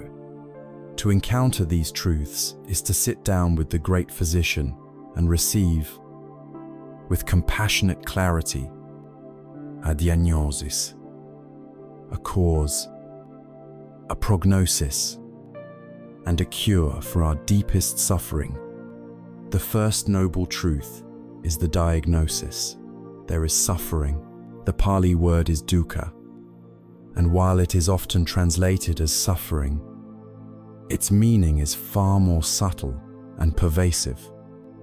It is better understood as unsatisfactoriness, stress, or a fundamental dis-ease. Of course, this includes the obvious forms of suffering that we all know: the pain of sickness, the grief of loss, the sorrow of separation, the frustration of not getting what we want, the slow decline of old age. This is the acute pain of life, and no one is immune. But dukkha goes deeper. It also refers to the suffering of change. This is the subtle anxiety that lurks behind even our happiest moments. We have a wonderful experience, and a part of our mind immediately thinks, "I wish this would never end," which introduces a quiet tension, a fear of its inevitable passing. The joy itself becomes a source of stress because of our clinging to it. The most profound level of dukkha is the all-pervasive unsatisfactoriness of conditioned existence itself.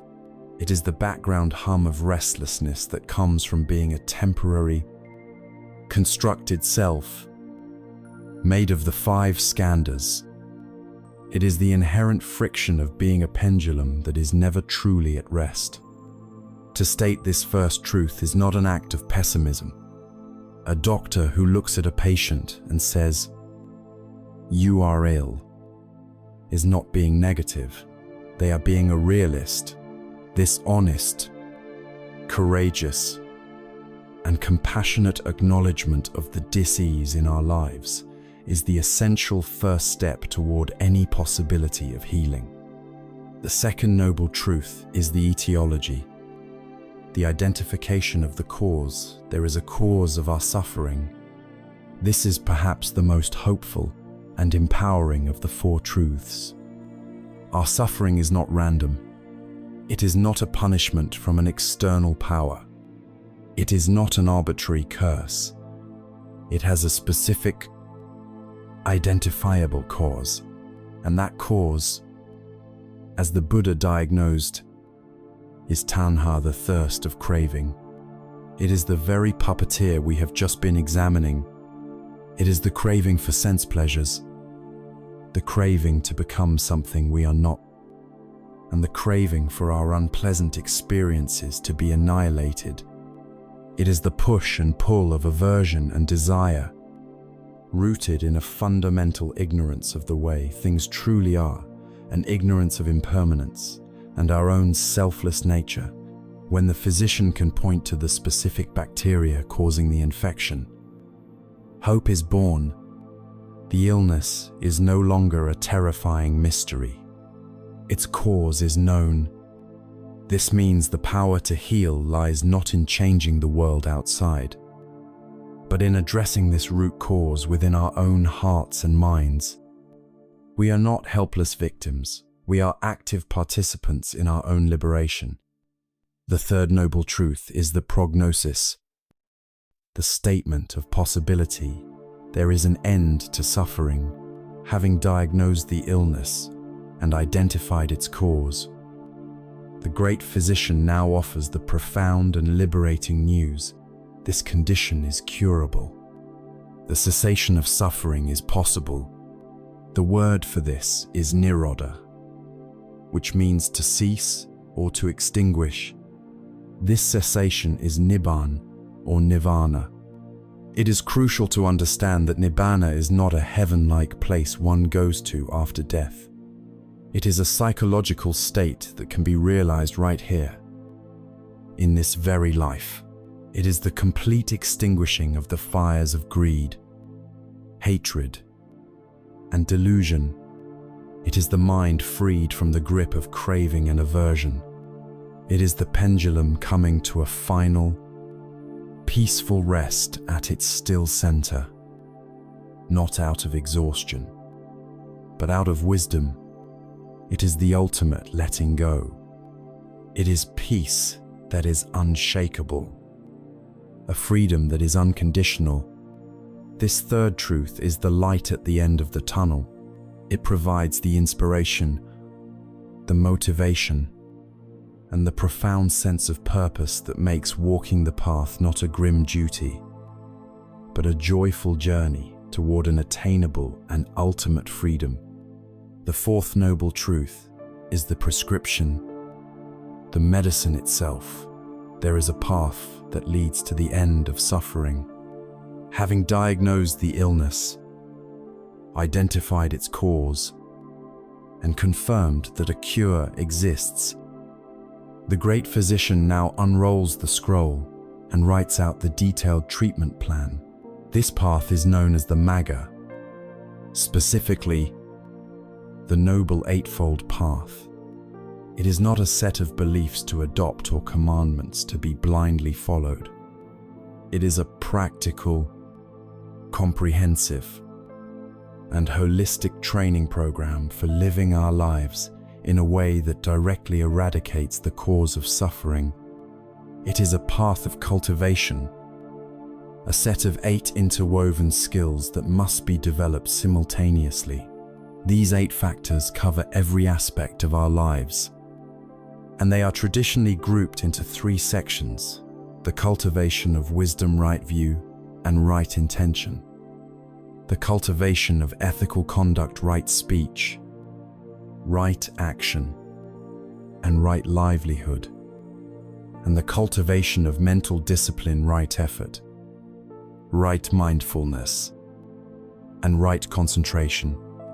Here, then, is the complete medical framework of the Buddha's teaching, presented with elegant simplicity and profound logic. First, face the reality of the illness, the stress and unsatisfactoriness of life, dukkha. Second, understand its cause, the inner mechanism of craving and clinging, samudaya.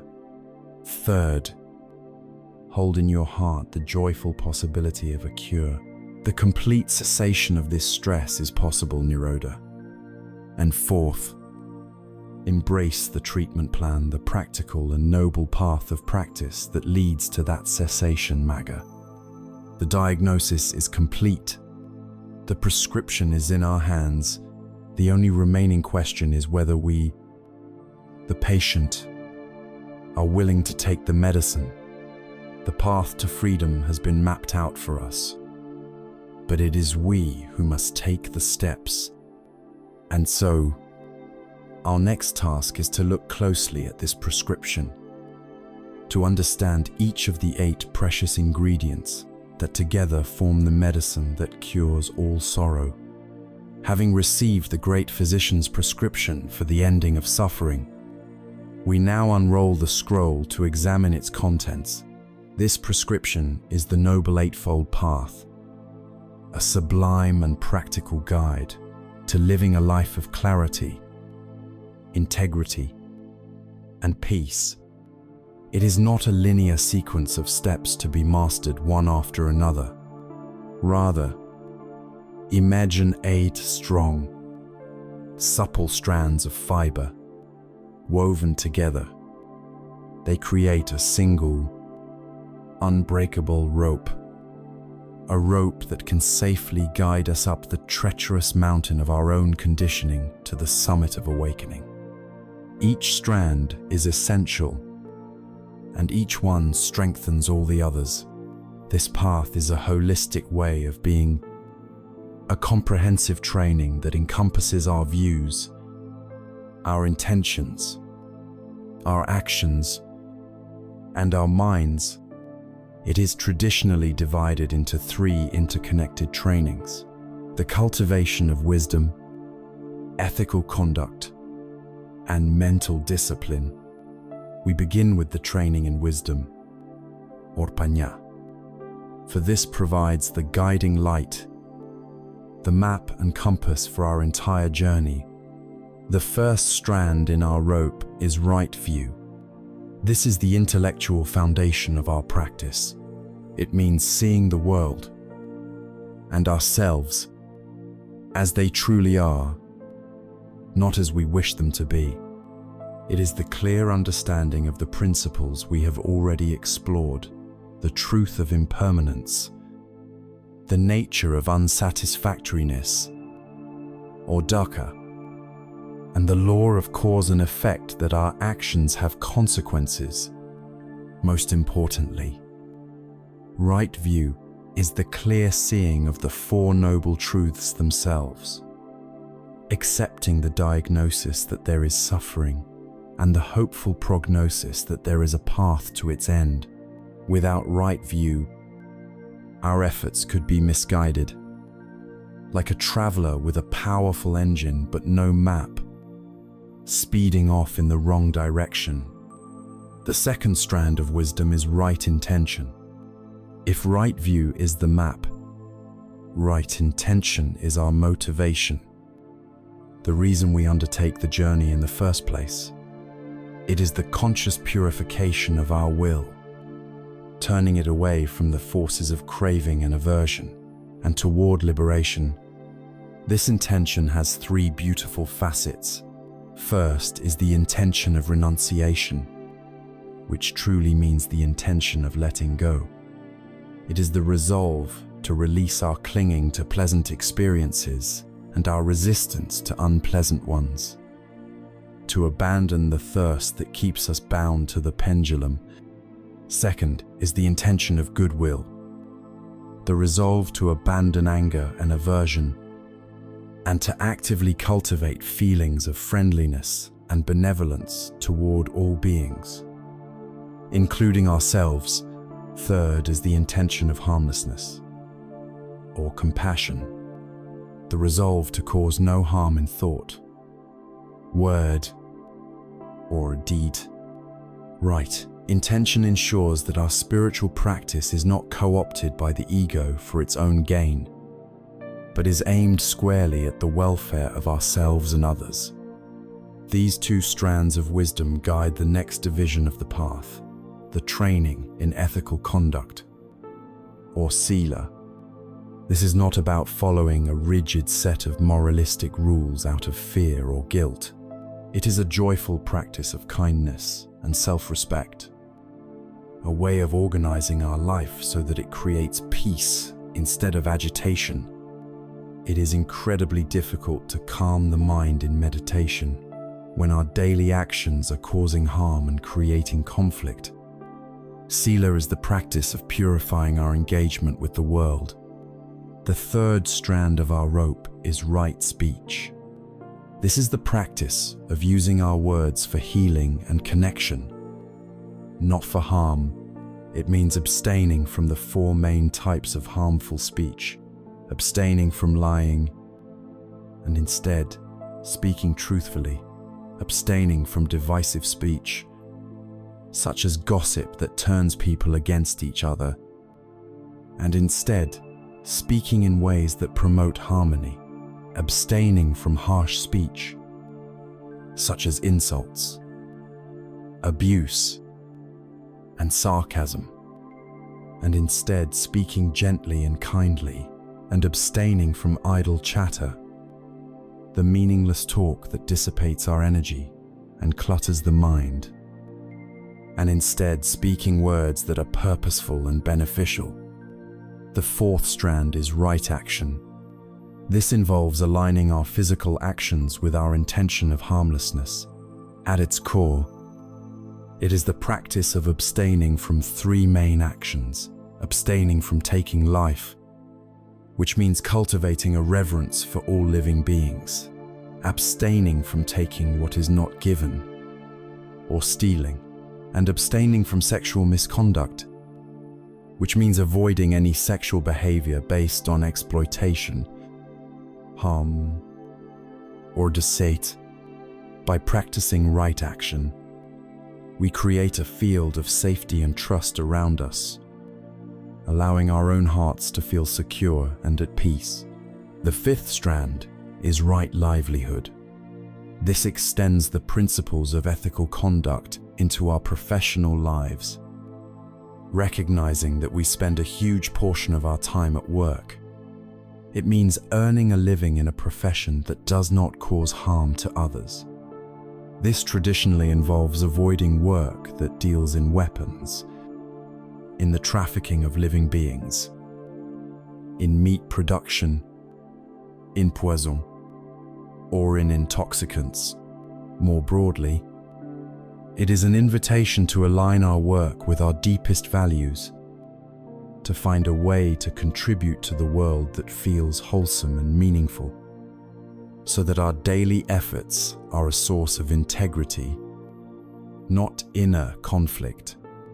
The solid foundation of ethical conduct allows for the third and final training, the cultivation of mental discipline, or samadhi. This is the gymnasium of the mind, the direct practice of meditation that trains our awareness. The sixth strand is right effort. This is the intelligent and balanced energy we apply to our practice. It is not a tense, white-knuckled striving, nor is it a lazy passivity. It is the persistent, gentle effort of a wise gardener tending to the mind.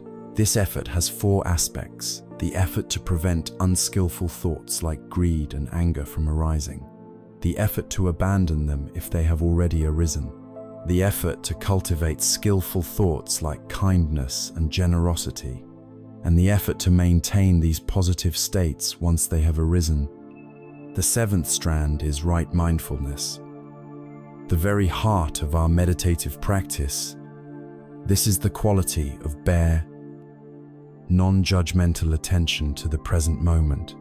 It is the practice of our observer, our silent witness, knowing what is happening as it is happening. We have already explored this through the anchor of the breath, but it expands to include mindfulness of the body, of our feelings, of our mind states, and of the very principles of reality. Right mindfulness is the anchor that keeps us in the here and now, preventing us from being swept away by the currents of the past and future. The eighth and final strand is right concentration. This is the fruit that grows from the sustained practice of right effort and right mindfulness. It is the ability of the mind to become unified, to rest upon a single object of meditation without wavering. As concentration deepens, the mind becomes incredibly calm, clear, and powerful. The frantic chatter of the monkey mind subsides, revealing deep states of tranquility and joy. It is this sharpened, stable, and concentrated mind that has the power to see through the deepest illusions of the ego and to experience profound, liberating insight. Here we see the beauty of the woven rope. Our wisdom informs our intention. Our intention guides our ethical actions. Our ethical life creates the peace necessary for deep meditation. And the practice of meditation strengthens our mindfulness and concentration, which in turn cuts through ignorance and deepens our wisdom. Each strand supports and is supported by all the others. This noble eightfold path is not a list of rules, but a living, breathing guide to transforming our entire being. It is the medicine in its full, multifaceted formulation, And as we begin to apply this medicine, we see that a key part of the path woven into our intentions, our speech, and our efforts is the active development of a warm and open heart to truly let go of aversion. It is not enough to simply notice it. We must actively cultivate its beautiful and powerful opposite. This is the practice of generating unconditional friendliness, a state known as metta, or loving kindness. And it is to this healing balm for the heart that we now turn. As we walk the Noble Eightfold Path, we learn that it is not enough to simply abstain from unskillful actions or to passively observe the mind. The path is also one of active cultivation, of intentionally growing the beautiful, healing qualities that lie dormant within the human heart. Of all these qualities, none is a more direct and powerful antidote to the poison of aversion, anger, and ill will than the practice of metta, or loving kindness. If anger is a fire that consumes our peace and burns us from the inside, metta is the cool, soothing water that extinguishes the flames. It is not a passive state, but an active radiation of warmth, a gentle but unwavering intention for the well-being of all life. It is the practice of softening the heart, of melting the armor of judgment and fear that we carry around ourselves. Metta is not the conditional, grasping love of romance or attachment. It is an unconditional, unbiased friendliness, a simple and profound wish for all beings to be safe, to be healthy, to be happy, and to live their lives with ease. It does not depend on whether someone is likable or has earned our goodwill. The practice of metta is the practice of becoming like the sun, which shines its warmth on everyone and everything without discrimination, on the fragrant flower and the thorny weed, on the palace and the prison, on the saint and the sinner. It is a radical act of generosity of the spirit, a generosity that begins in the one place we so often overlook: our own heart. The practice of metta always starts with ourselves. This is not an act of selfishness. It is an act of profound necessity. You cannot pour water from an empty vessel. You cannot genuinely offer peace to others if your own inner world is a battlefield of self-criticism, guilt, and inadequacy.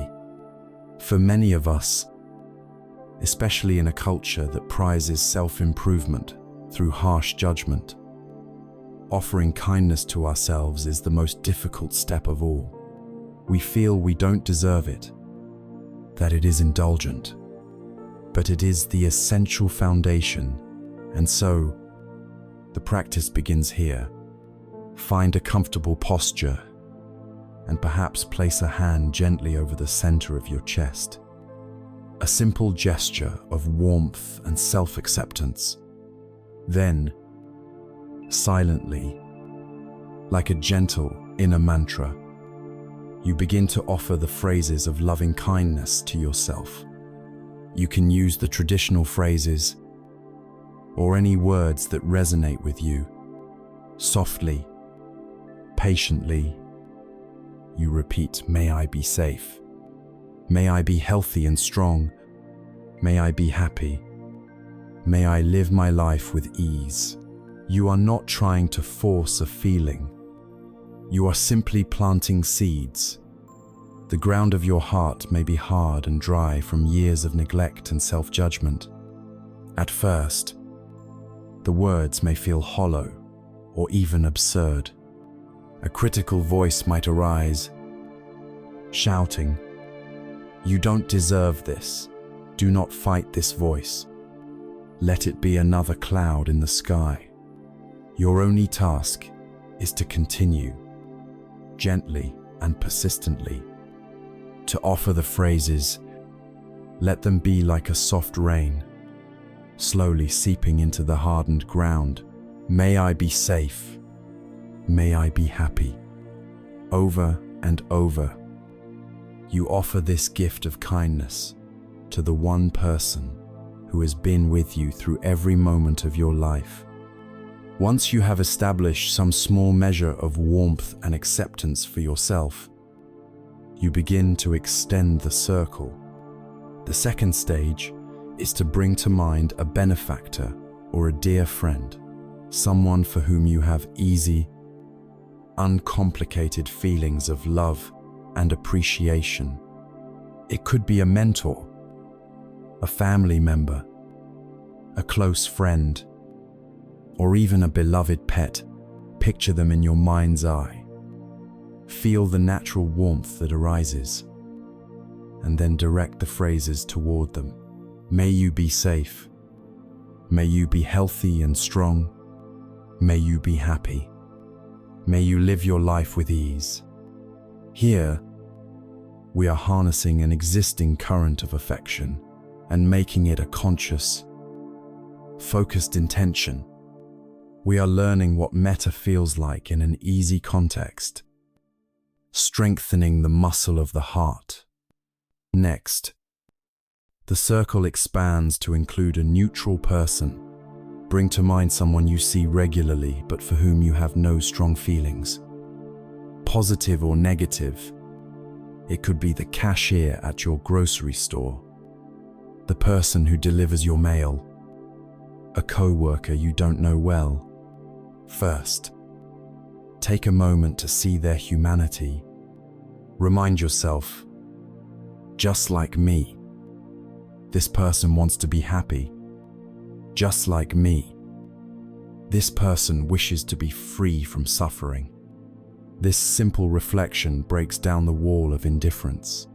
Then, you extend the same heartfelt wishes to them. May you be safe. May you be healthy. May you be happy.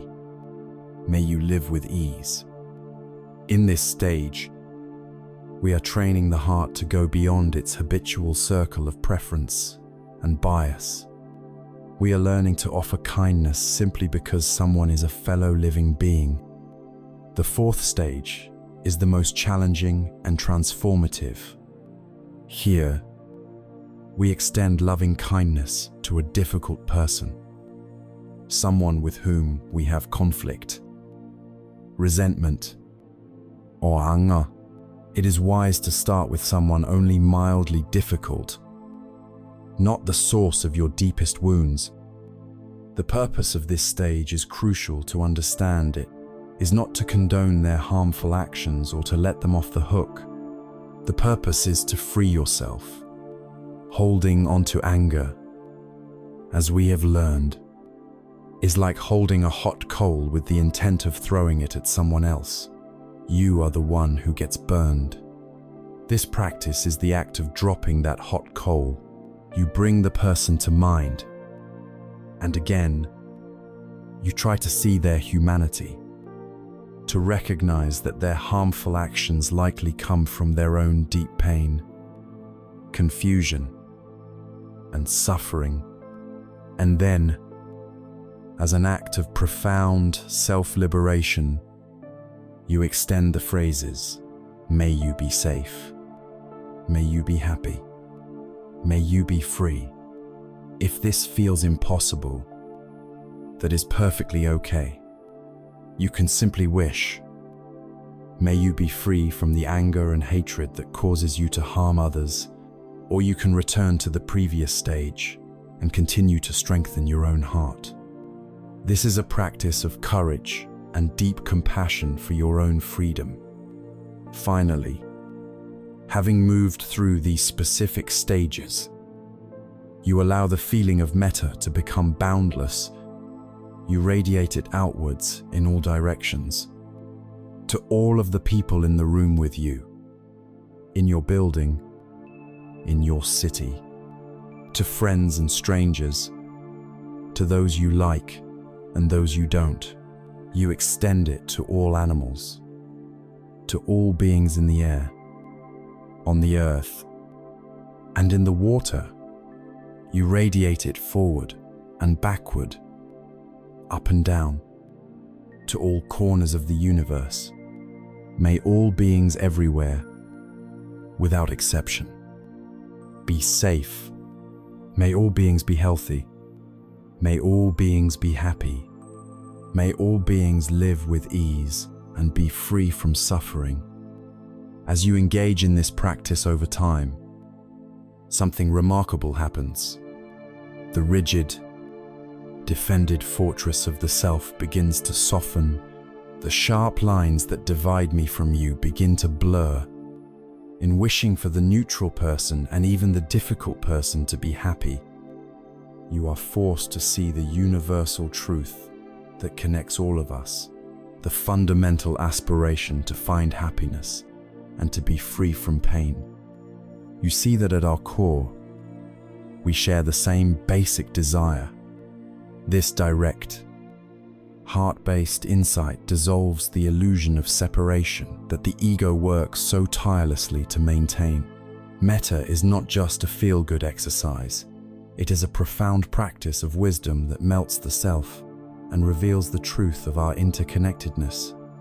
The practice of loving kindness, then, is the cultivation of the wish for all beings to find happiness and the causes of happiness.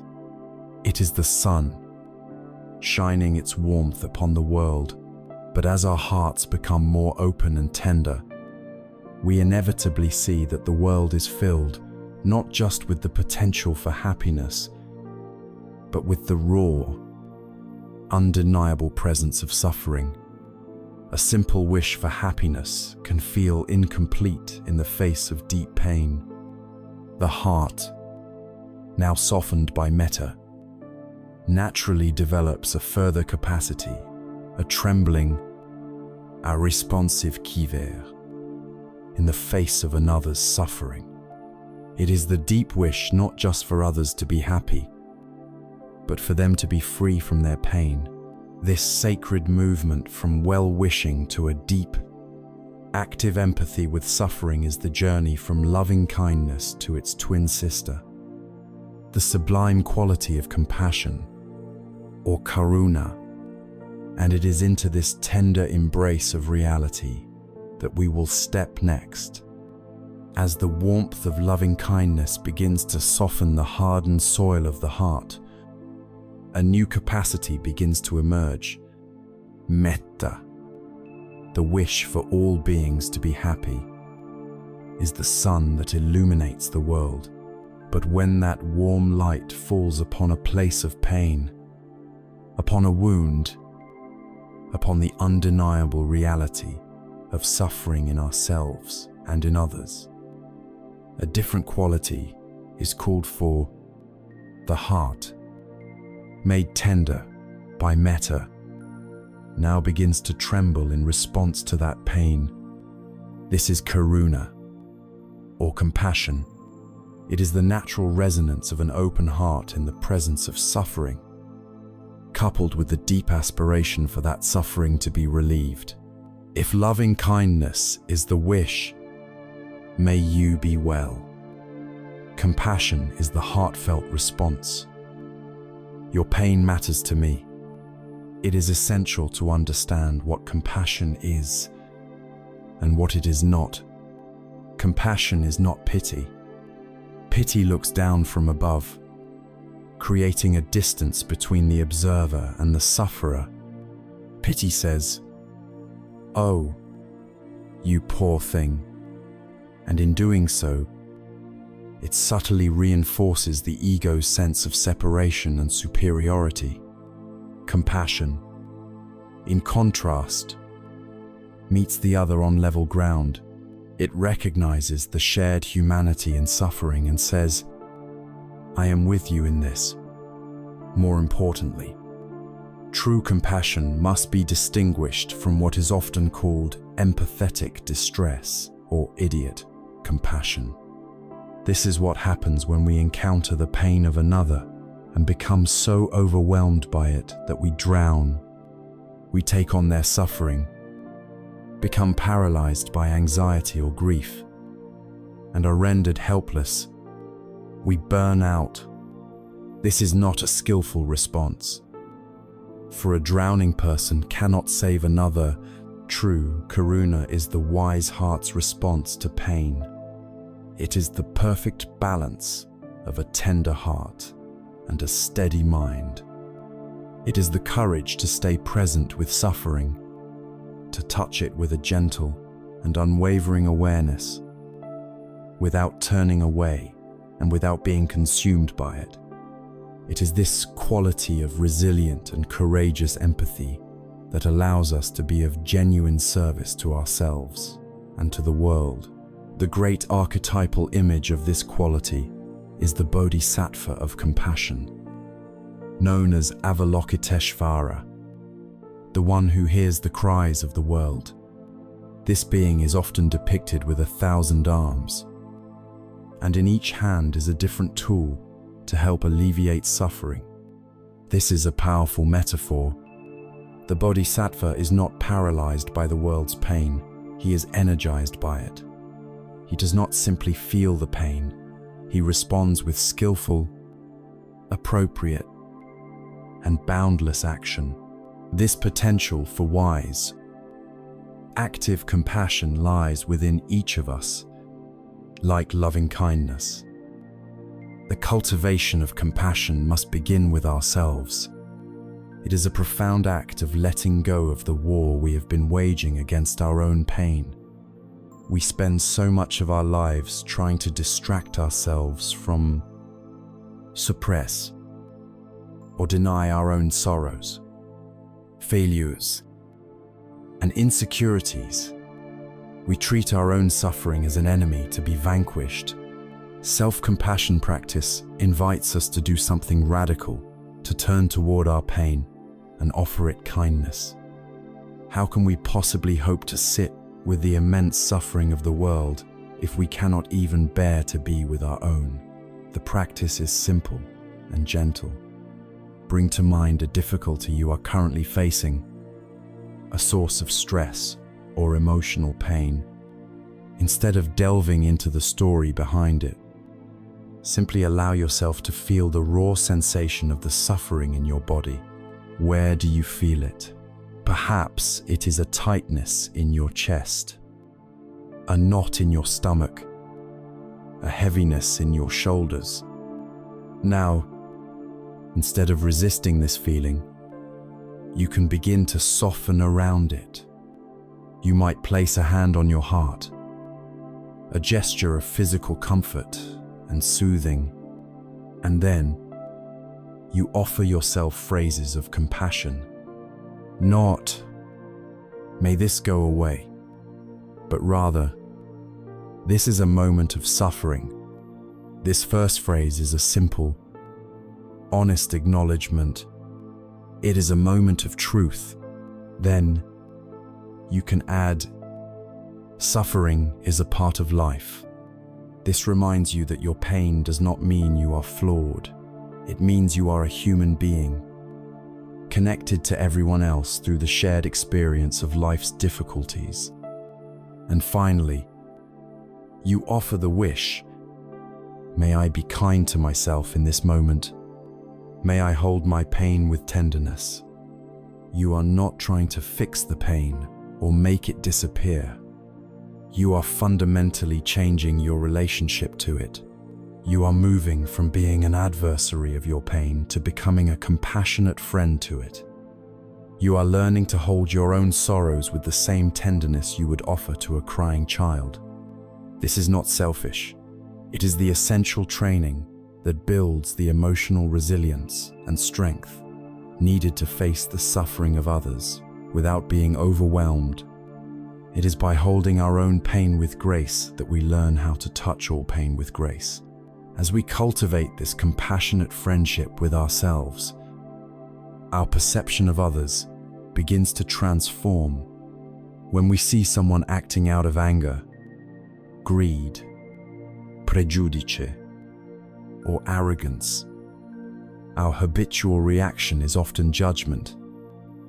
anger, or condemnation, but the compassionate heart sees more deeply. It understands that harmful actions are almost always a symptom of a deep, unhealed suffering within that person. A person who is truly happy and at peace does not feel the need to cause harm. So, when we see someone acting destructively, a new thought can arise alongside our disapproval. This person must be suffering greatly. We see that their anger is a mask for their fear, that their arrogance is a shield for their insecurity. This does not mean we condone their actions or allow ourselves to be harmed. Compassion is not weakness. It is the source of the clarity needed to set firm, healthy boundaries, but we do so from a place of wise understanding, not reactive hatred. We let go of the need to punish them in our own minds, a need that only ever poisons us. Compassion for others, born from compassion for ourselves, is the ultimate key to letting go of the heavy stone of judgment. It dissolves resentment and opens the door to forgiveness. We have now journeyed through the two sublime wings of the awakened heart. We have warmed the heart with metta, the sun-like wish for all beings to find happiness, and we have strengthened the heart with karuna, the courageous and tender embrace of suffering. Our hearts are becoming both soft and resilient, both open and steady. We have developed the inner resources necessary to no longer run from what is difficult. With this newfound strength and kindness, we are finally prepared to turn our gaze toward the darker, more tangled corners of our own inner world. We now possess the courage and the skill to look directly at the specific, heavy stones of past regrets, old sorrows, and deep-seated resentments that we have been carrying for so long. Perhaps for a lifetime, the practice of compassion has given us the tools. Our next step is to use them to turn this compassionate awareness toward our own history and begin the profound work of healing and letting go of the past. With a heart made both tender and resilient through the practice of loving kindness and compassion, we now have the courage to turn toward the most haunted landscape of our inner world, the past. We carry our history with us, not as a simple record of events, but as a collection of heavy, jagged stones in the backpack of the mind. There is the stone of regret, whispering of all the things we should have done differently, and there is the stone of resentment, a burning coal of all the things that were done to us. These stones weigh us down, drain our energy, and cast a long shadow over the light of the present moment. The art of letting go asks us to perform a profound act of healing to gently, one by one, set these stones down. The first step in this process is a radical shift in perspective. We must understand that the past does not exist. It is not a real place we can visit. It exists only in one form, as a thought arising in the mind. Right now, a memory is a present moment event. The feelings associated with that memory, the sadness, the anger, the guilt are present moment feelings. This is incredibly liberating news. It means we are not tasked with the impossible feat of changing history. Our task is simply to change our relationship to the thoughts and feelings that are appearing in our awareness. In this present moment, the prison is not the past itself. The prison is our current, painful relationship with it. And because that relationship is happening now, it can be changed now. Let us first look at the inward-facing stone of regret. Regret is the ghost of a better past, a story we tell ourselves of a path not taken, a word not said, an action not performed. We become our own cruelest prosecutor, placing our past self in the witness box and cross-examining them with the full benefit of our present-day hindsight. Why did you say that? Why didn't you see what would happen? We judge the person we were 10 years ago by the standards of the person we are today. This is a fundamentally unfair trial. The person who made that mistake, who acted out of fear or ignorance, no longer exists. They were a different, temporary collection of the 5 skandhas, operating with different information, different conditioning, and a different level of wisdom. To let go of regret is to offer compassion to that past self, to acknowledge that they were doing the best they could with the understanding they had at the time. Then there is the outward-facing stone of resentment.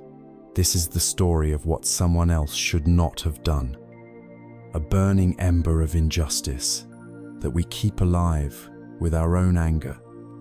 We hold on to resentment thinking we are punishing the other person, but we are only poisoning ourselves.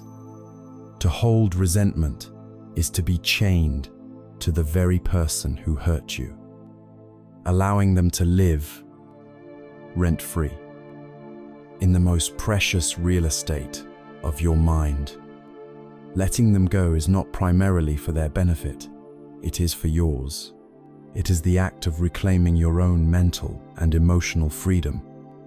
It is declaring, I will no longer allow your past actions to determine my present peace.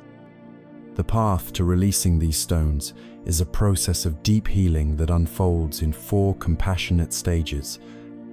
The first stage is to acknowledge the pain, using our mindfulness. We gently allow the memory to arise, not as a story to get lost in, but as a felt sense in the body. We turn toward the discomfort, the tightness, the ache. We simply and bravely acknowledge its presence. Yes, this hurts. This is a place of pain within me. The second stage is to allow the emotion. Armed with the compassion we have cultivated, we give ourselves full permission to feel whatever arises. If it is the deep grief of loss, we allow the tears to flow without judgment.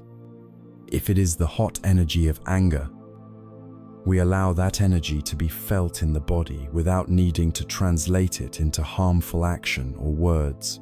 We stop telling ourselves, I should be over this by now.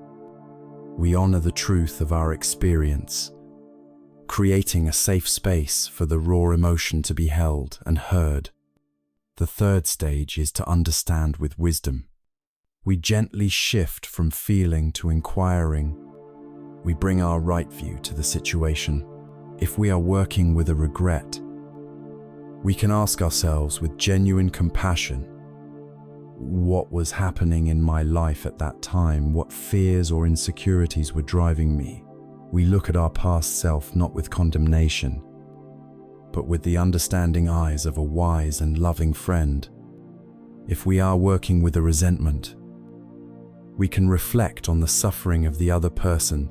What pain or delusion might have caused them to act as they did?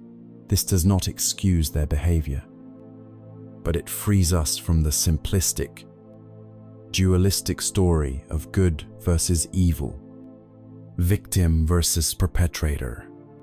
It allows us to see a more complex and more compassionate truth. The fourth and final stage is release and forgive.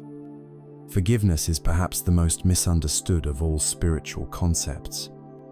It is not about saying, what you did was okay. It is about saying, I am no longer willing to carry the suffering of this event. Forgiveness is dropping the hot coal. It is cutting the chains that bind you to the past. When forgiving another, It is a gift you give to yourself. When forgiving yourself, it is the ultimate act of self-compassion, an acceptance of your own flawed and beautiful humanity. It is the final, gentle unclenching of the fist. The great Thai meditation master Ajahn Chah used to teach this principle with a simple glass. He would hold it up and say to his students, "For me, this glass is already broken. I enjoy it. I drink from it, and it is beautiful, but I know that its nature is to break. So when one day it falls to the floor and shatters, I do not get upset. I simply say, of course, we can learn to apply this profound wisdom to our past.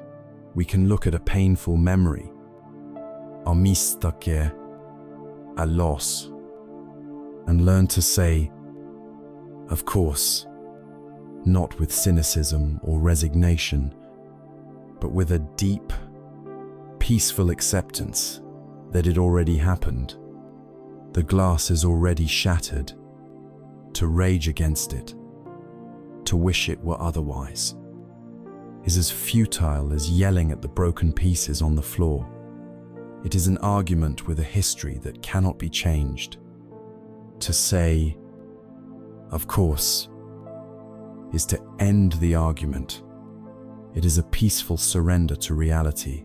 When we are no longer draining our precious life force into the black holes of past regret and resentment, that energy becomes available for right now. The present moment ceases to be a courtroom for retrying old cases and becomes a space of vibrant, fresh possibility. We are unchained from our own history, but the restless mind, having been freed from one prison, is often quick to build another. If it is not shackled to the past, it is often ensnared by the future, weaving a different set of chains, the chains of worry, anxiety, and the desperate need to control the uncontrollable. Just as we have learned to compassionately release what has already been, we must now learn the equally vital art of letting go of what has not yet come to be. Our journey now leads us across the landscape of the present moment, to explore the release of our grip on the future and to embrace the profound wisdom of uncertainty. Having learned to compassionately release the heavy chains that bind us to the past, we find our footing more firmly in the present moment. But the restless mind is a master of escape, and if it cannot flee into the haunted territory of what has been, it will readily project itself into the phantom landscape of what is yet to come. The future is a blank canvas, and upon it, the mind paints its most vivid scenarios of hope and, more often, of fear. This constant projection into the future is the very essence of anxiety.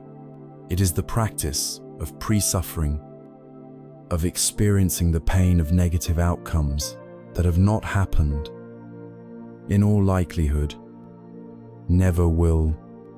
To truly find peace in the now, we must learn the profound art of letting go of the future and embracing the wisdom of uncertainty.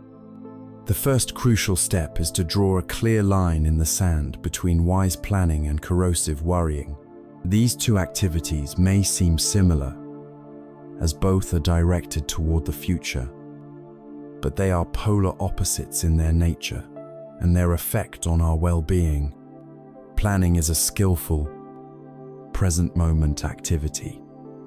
It is the calm and rational use of our intelligence to create favorable conditions for ourselves and others. Planning is making a shopping list before you go to the store. It is setting aside money for your retirement. It is preparing notes for a presentation. It is a grounded, focused action that takes place now in service of a potential then. When planning is complete, It brings a sense of clarity and peace.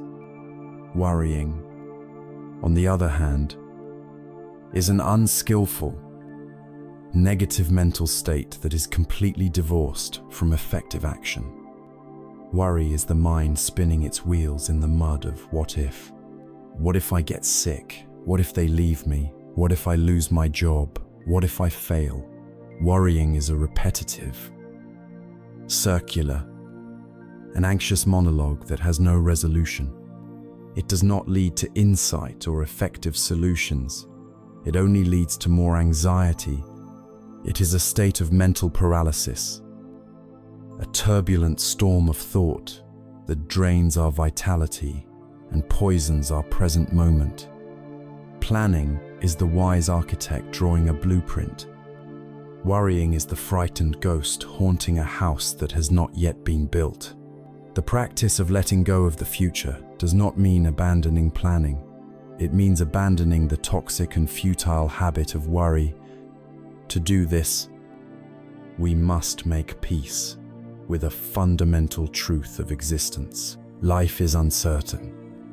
Our desperate quest for certainty in a universe that is, by its very nature, unpredictable, is a primary source of our anxiety. We want a guarantee. We want to know that we will be safe, that we will be loved, that we will be successful, that we will not suffer. But such a guarantee is impossible. The nature of life is flux, improvisation, and surprise. To demand certainty from life is like demanding that the ocean hold still. The resistance to uncertainty is resistance to the very aliveness of life. In fact, we can reframe uncertainty not as a threat, but as a space of possibility. A future that is certain is a dead future. A story already written. An uncertain future is one that is alive with creative potential. A space where anything can happen, where grace can intervene, where we can grow and change in ways we cannot yet imagine. To embrace uncertainty is to embrace freedom. There is a story of a wise farmer that beautifully illustrates this principle. The farmer's neighbors were all consumed with worry. They worried about whether there would be enough rain next season, whether the price of their crops would be high or low, whether a blight might sweep through the fields. But the wise farmer wasted no energy on such thoughts. He knew he could not control the weather or the markets. So he poured all of his attention and energy into the one thing he could control: the quality of his work in the present moment. His focus was on the soil directly in front of him. He plowed the straightest furrow he could. He chose the healthiest, strongest seeds. He diligently pulled the weeds that choked his young plants. He tended his field with mindful, loving care. Day by day, his peace came not from a guarantee of a successful harvest, but from the deep, quiet satisfaction of knowing he had done his absolute best today. We are all farmers of our own lives. We cannot control the external weather of the economy, the opinions of others, or the arising of illness and loss. Worrying about these uncontrollables is futile. Our only true domain of influence is the soil of the present moment. The practice is to cultivate our own field, right here, right now. We can plant the seeds of kindness in this conversation. We can pull the weeds of resentment in our meditation. We can plow the furrow of our work with diligence and integrity. By focusing on the quality of our present moment actions, we build a deep trust, not in outcomes, but in our own capacity. Peace is found not in controlling the future, but in skillfully tending to the now. When you feel the familiar grip of anxiety, know with certainty that your mind has become a time traveler. It has left the reality of the present and journeyed into a fearful fantasy of the future. The antidote is simple. Though it requires practice, come back to the present moment. An incredibly effective way to do this is to engage your senses, to ground yourself in the physical reality of now. When worry strikes, pause, gently name 5 things you can see around you. Then, name 4 things you can feel with your body: the chair against your back, your feet on the floor, the fabric of your clothes, the air on your skin. Name 3 things you can hear. Name 2 things you can smell. Name 1 thing you can taste. Even if it's just the taste of your own mouth, this simple grounding exercise acts as an emergency brake for the runaway mind, pulling your attention out of the abstract world of what if and into the concrete reality of what is. Ultimately, letting go of the future is an act of trust. It is trusting that the person you will be tomorrow will have the wisdom, strength, and resources to handle tomorrow's challenges. You do not need to fight all of their battles for them today. You can trust your future self. You can trust the path. By releasing the impossible burden of controlling the future, you free up an immense amount of energy to live, the only time you will ever have this present moment. We have now explored how to release our grip on the past that has gone and the future that is yet to come. We are learning to inhabit the sacred space of the present.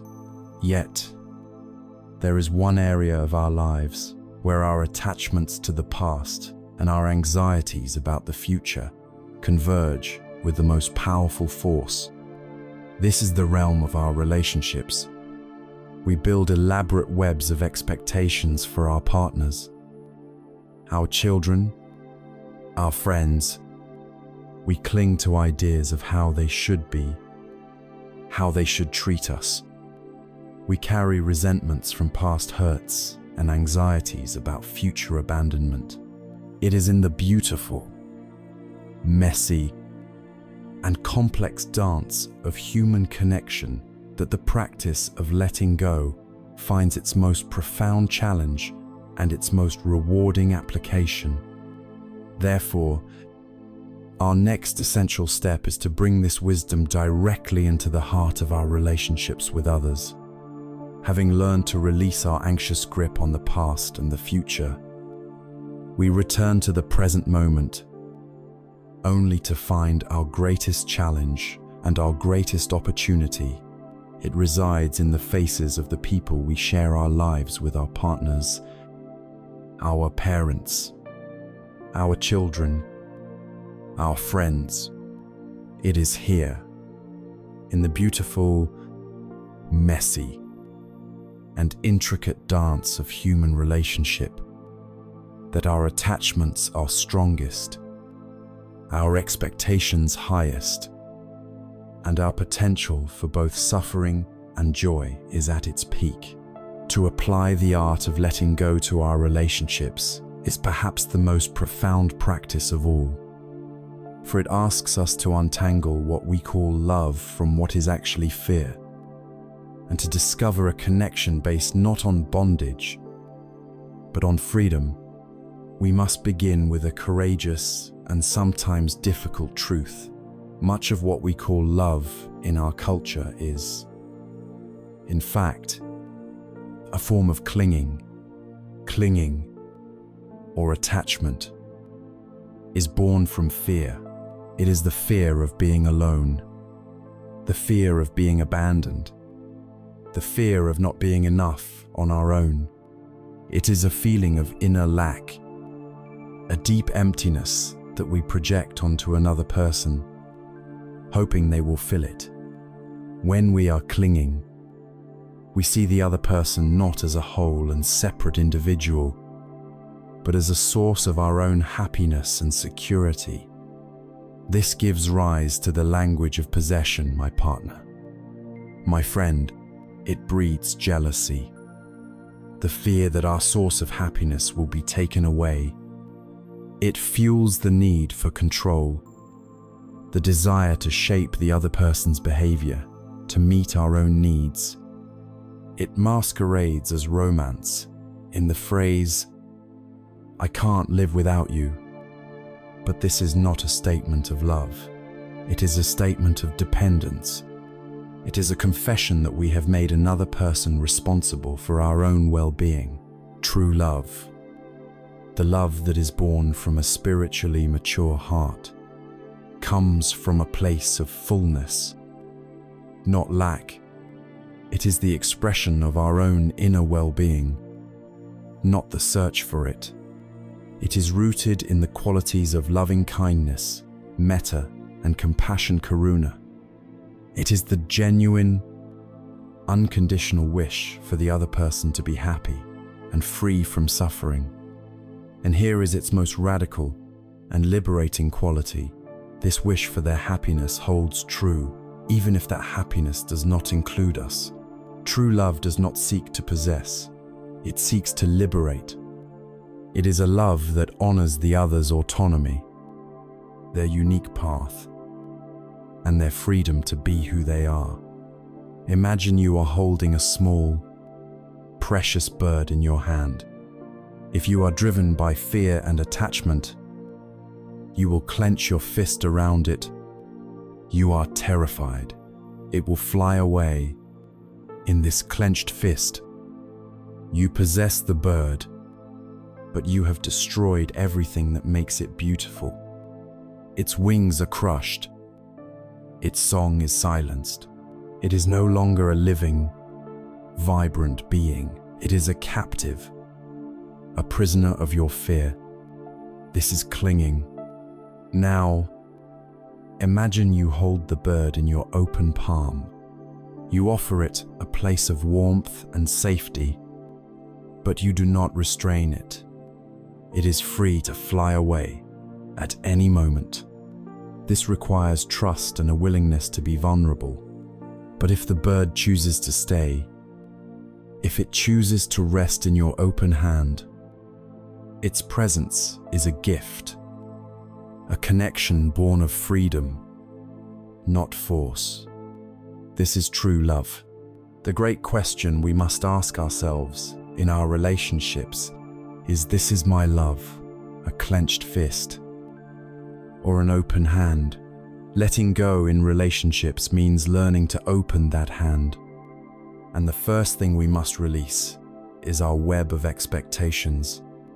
We walk around with secret, pre-written scripts that we hand to the people we love, demanding that they play the role we have assigned them. We expect our partner to read our minds, to anticipate our needs, to always say the right thing. We expect our children to follow the life path we believe is best for them. We expect our friends to always be available, to always take our side. Then, when they inevitably deviate from our script because they are not actors in our play, but the protagonists of their own, we feel hurt, angry, and betrayed. But our suffering does not come from their actions. It comes from the gap between our rigid expectations and the fluid reality of who they are. To let go of expectations is to tear up the script. It is the radical act of allowing the other person to be the author of their own life. It means meeting the real, complex, and imperfect person in front of us, rather than being in a relationship with the fantasy of who we want them to be. This is an act of profound respect, and it is the only ground upon which an authentic connection can grow. When we drop our scripts, we can finally begin to listen, not listening to rebut, or to fix, or to impose our own agenda, but engaging in what the Zen master Thich Nhat Hanh called deep listening. This is listening with only one purpose: to give the other person a chance to empty their heart, to help them suffer less. It is a form of meditation where the object of our mindfulness is the other person's inner world. When someone feels truly heard, without judgment, a space of safety and trust is created. And it is in this space that real intimacy is born. From this deep listening, loving speech naturally arises. We learn to speak the truth, but with kindness. We learn to express our own feelings and needs with honesty. But without blame or accusation, we shift from saying, "You always make me feel," to saying, "When this happens, I feel." We take responsibility for our own emotions, while still communicating our experience clearly. Deep listening and loving speech are the practical tools for navigating the dance of relationship. They are how we connect without controlling, how we build bridges instead of walls. The goal is not a cold detachment, nor a fearful codependence. It is a wise and beautiful interdependence. We recognize that our lives are woven together, that we affect each other deeply, but we honor and respect each other's fundamental freedom, even with the best intentions. However, this dance is not always graceful. We step on each other's toes. We bring the baggage of our past into our present connections. Old wounds are triggered, and new hurts are created. The broken glass of past relationships, our own failures, and the betrayals of others is often the sharpest and most painful. To truly love with an open hand in the present, we must first attend to these wounds. We must find a way to let go of the resentments that keep us chained to past hurts. The ultimate tool for this healing, the final key that unlocks the heart from the prison of the past, is the courageous, liberating, and often misunderstood act of forgiveness. It is to this supreme practice of letting go that we must now turn as we journey deeper into the heart of letting go, clearing away the burdens of the past and the anxieties of the future. We inevitably come to face the wounds that feel the most tender. These are the hurts that arise from the complex dance of human connection, the betrayals and failings that leave deep scars on the soul. To fully liberate ourselves, we must approach the ultimate act of letting go, the one that is most often misunderstood and most fiercely resisted. This is the practice of forgiveness. We often think of forgiveness as a gift we begrudgingly give to someone who has wronged us, an act that somehow condones their behavior or invalidates our own pain. But this is a profound misunderstanding.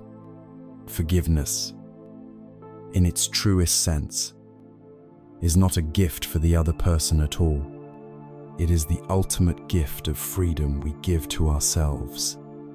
Let us be perfectly clear, forgiveness is not condoning. It is not saying, "What you did was okay." It is not forgetting what happened. And it does not necessarily mean you must reconcile with the person who harmed you or allow them back into your life. Forgiveness is an internal act of profound self-liberation. Imagine that someone has wronged you, and in doing so, they have handed you a burning coal of anger and resentment.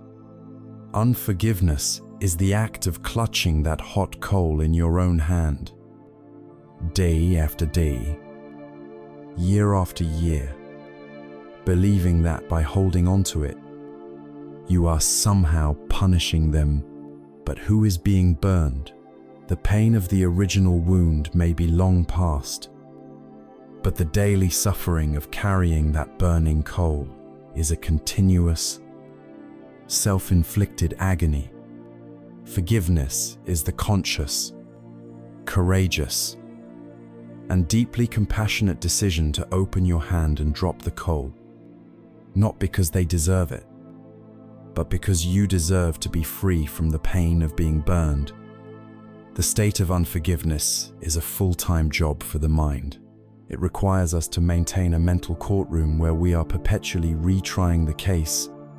We play the videotape of the transgression over and over, pointing out the injustice, nursing the grievance, feeding the story of our victimhood.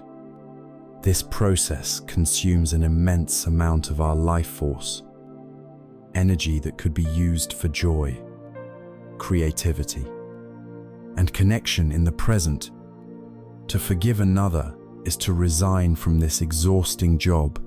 It is to close the courtroom and fire the prosecutor who lives in your head. The practice involves bringing our compassion to the situation. We acknowledge the very real pain that was caused, and then, using the wisdom we have cultivated, we can look upon the person who harmed us and recognize their own suffering, their own confusion, their own deep ignorance that led them to act as they did. From this place of strength, we make a choice. We choose to cancel the debt. We declare that they no longer owe us anything, not because they are absolved, but because we are no longer willing to live as a debt collector. We release them from the prison of our mind, and in doing so, we walk free ourselves. The most powerful modern example of this principle is Nelson Mandela.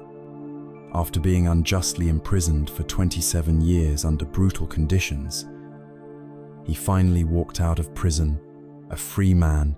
On that day, he later said, "As I walked out the door toward the gate that would lead to my freedom, I knew if I didn't leave my bitterness and hatred behind, I'd still be in prison." This is a teaching of immense wisdom. Mandela understood that the physical prison of Robben Island was one thing, but the mental prison of hatred and resentment was another, potentially lifelong sentence. He knew that to hold on to hatred for his captors would be to allow them to continue to occupy the territory of his heart, to continue to imprison him from within. His forgiveness was not a sign of weakness. It was his final, triumphant act of reclaiming his own inner sovereignty. He chose to be completely free, as difficult as it can be to forgive others. For many of us, the hardest person to forgive is ourselves. We are our own most relentless critics, holding our past selves to impossible standards. We lie awake at night, cringing at the memory of a mistake, a moment of cowardice, a time we caused harm to another. We carry a heavy bag of guilt and shame, believing that this self-flagellation is a form of justice, but it is only a form of suffering. The practice of self-forgiveness is the practice of turning our compassion inward with radical tenderness. It is looking at the person we were 5, 10, or 20 years ago with the same kind eyes we would offer a struggling friend.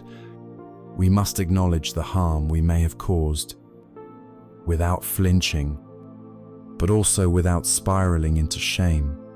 We must investigate the fear, the ignorance, or the pain that was driving us at that time, and then we must offer ourselves grace, accepting our flawed, imperfect, and struggling humanity. The act of self-forgiveness is to say to our past self, "You did the best you could with the consciousness you had then. You have learned. You are learning. I now release you from the prison of my judgment." It is crucial to remember that forgiveness, whether for ourselves or for others, is rarely a single, dramatic event. It is a process, more like the slow melting of a glacier than the sudden breaking of a dam. It is a choice that we may have to make many times. Some days, the release will feel complete. On other days, a memory might trigger the old anger or shame, and we will feel the hot coal back in our hand. This is not a failure. It is simply an invitation to practice again. Each time the old story arises, we meet it with compassion.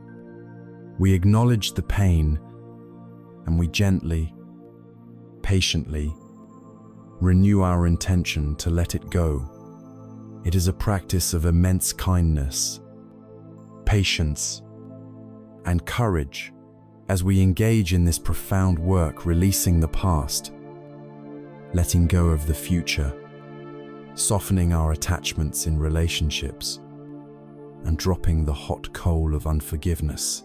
Our entire inner landscape begins to change. We have been systematically dismantling the grosser structures of the ego, letting go of the personal stories and grievances that once defined us. As the noise of the personal drama quiets down, we begin to perceive reality in a new way.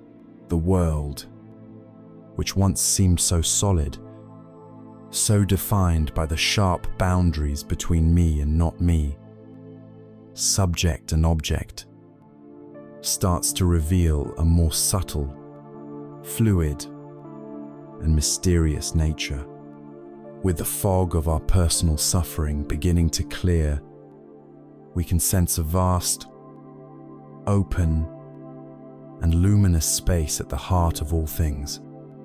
This direct seeing into the groundless, interconnected, and radically open nature of existence is the gateway to the deepest wisdom. It is known in the Buddhist tradition as the insight into emptiness, or sunyata, and it is to this profound, mind-liberating view that our path now leads. As our practice of letting go deepens, moving from the specific grievances of the past to the boundless anxieties of the future, we arrive at the threshold of a truly profound and transformative insight. We have been peeling back the layers of the self, and now we must look at the nature of reality itself. This leads us to the wisdom of emptiness, or shunyata in Sanskrit. To the untrained ear, the word emptiness can sound terrifying. It evokes images of a cold, black void, a nihilistic abyss where nothing matters. But this is a fundamental misunderstanding. The Buddhist wisdom of emptiness is not a doctrine of nothingness. It is the most radical and liberating teaching on the nature of relationship. It does not mean that things do not exist. It means they do not exist in the way we think they do. Emptiness means empty of a separate, independent, unchanging self-nature. It is the key that unlocks the final door of our conceptual prison. The foundation of this wisdom is a principle known as dependent origination. This principle states that nothing, absolutely nothing, exists on its own, from its own side. Everything arises in dependence upon other factors. This ceases to be. Because that ceases to be, things do not have a solid, isolated identity. They have a relational identity. Let us make this clear with a simple object. Look at a table in your mind's eye. We see it as a single, solid thing, a table. But let's investigate. What is it? It is made of wood, screws, perhaps some varnish. Is the table in the wood? No. Is it in the screws? No. The label table is a concept we apply to a collection of parts arranged in a certain way. Let's look deeper. Where did the wood come from? It came from a tree. The tree is not the table, but without the tree, there is no table. And where did the tree come from? It came from a seed, but also from the soil, the rain, the sunlight, the carbon dioxide in the air. None of these things are the tree, but without all of them, the tree cannot exist.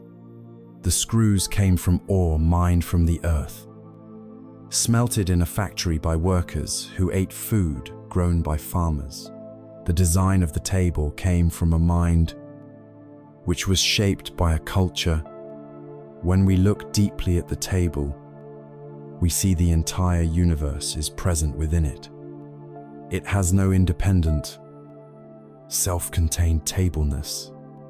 It is a temporary gathering of countless non-table elements. In this sense, the table is empty of a separate self.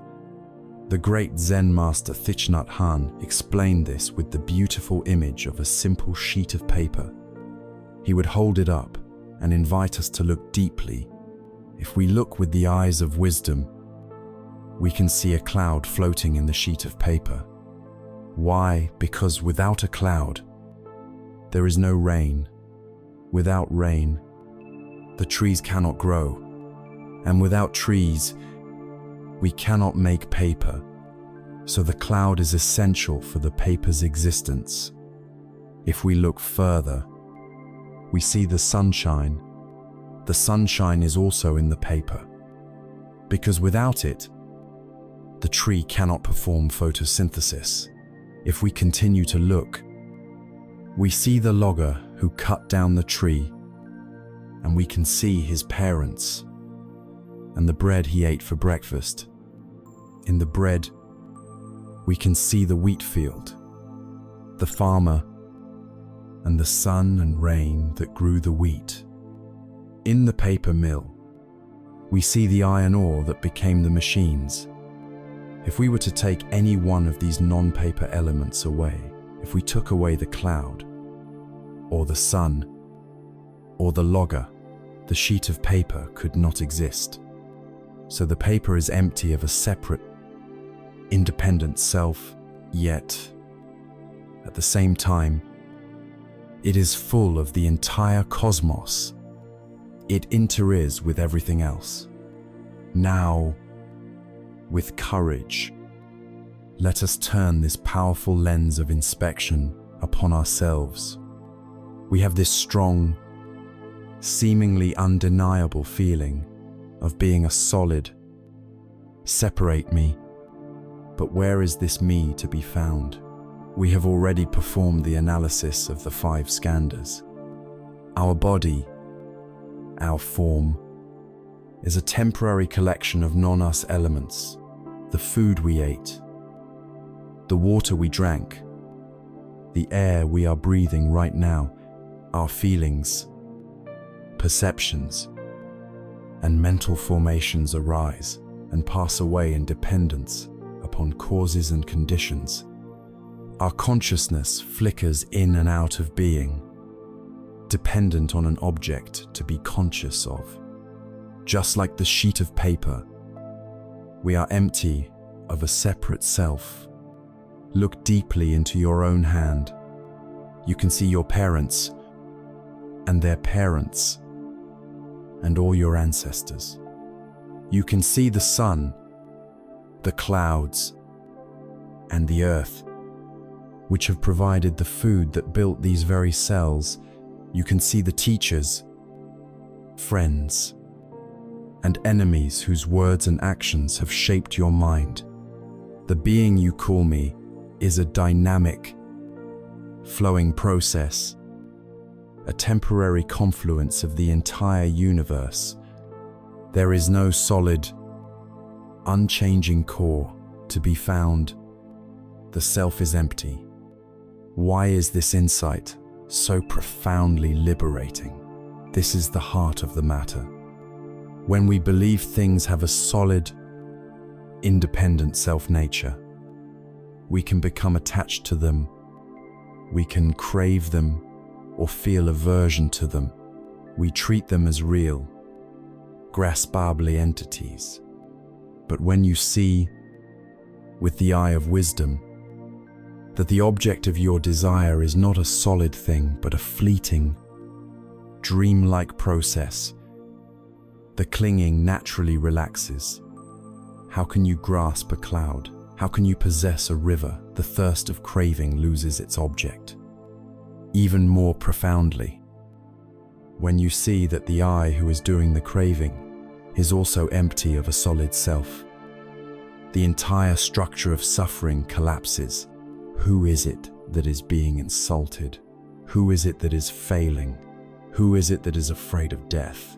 It is this selfless, flowing process, this collection of the five skandhas. When there is no solid target, the arrows of life can no longer find a mark.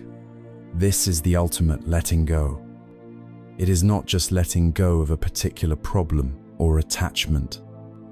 It is letting go of the very I who has the problems. This does not lead to a cold detachment from the world. The Heart Sutra, a core text on emptiness, famously states, "Form is emptiness. Emptiness is form." This means that emptiness is not a separate, blank reality away from this world. Emptiness is the true nature of this world of form. The emptiness of the wave is found precisely in its beautiful, temporary, watery form. The world is not an illusion to be rejected. It is a magical, luminous, interconnected display. Seeing its emptiness allows us to engage with it more freely, more joyfully, and with a far deeper love, because we are no longer trying to possess it or make it conform to the ego's demands. When we truly begin to see the world through the lens of emptiness, our perception shifts from seeing a collection of separate, disconnected objects to seeing a single, seamless, and vibrant web of relationships. We realized that the idea of a separate self was a profound illusion, and that in reality, nothing is, or ever has been, separate. This direct insight that the paper is the cloud, that the table is the forest, that I am the universe, has a powerful name. It is the wisdom of interconnectedness, of interbeing, and to explore the beautiful, heart-opening implications of this boundless web of life is our next and most unifying step. From the profound insight into emptiness, a new reality begins to dawn. We have seen that nothing exists on its own, that every object and every being is empty of a separate, independent self. This realization, far from being a cold or nihilistic void, is the gateway to the most intimate and heartwarming truth of all. For if everything is empty of a separate self, it must, by definition, be full of everything else. This is the wisdom of interconnectedness, or as the Zen master Thich Nhat Hanh so beautifully termed it, interbeing. It is the understanding that we are not isolated fragments in a disconnected universe, but rather we are inseparable threads in a single, magnificent, and vibrant tapestry of life. To grasp this, let us call to mind the ancient Buddhist image of Indra's net, imaginär vast, cosmic net that stretches to infinity in all directions. At every single node where the threads of the net cross, there hangs a single, perfectly clear and multifaceted jewel. The magic of this net is that if you look closely into the polished surface of any one jewel, you will see reflected in it every other jewel in the entire infinite net. And each jewel within that reflection, in turn, reflects all the others. An infinity within an infinity. This celestial net is the universe. Each jewel is a single being, a single atom, a single thought, a single moment. You are one of those jewels, and in the very fabric of your being, you contain and are contained within every other jewel. You are an individual, yet you are the whole. Your existence is not defined by your separation, but by your infinite and intricate relationship to everything else. When we begin to live from this understanding, our entire relationship to life transforms. The artificial boundary between self and other, which is the root cause of so much suffering, begins to dissolve. We realize, with a certainty that goes deeper than words, that to harm another being or to poison the environment is, quite literally, to harm ourselves.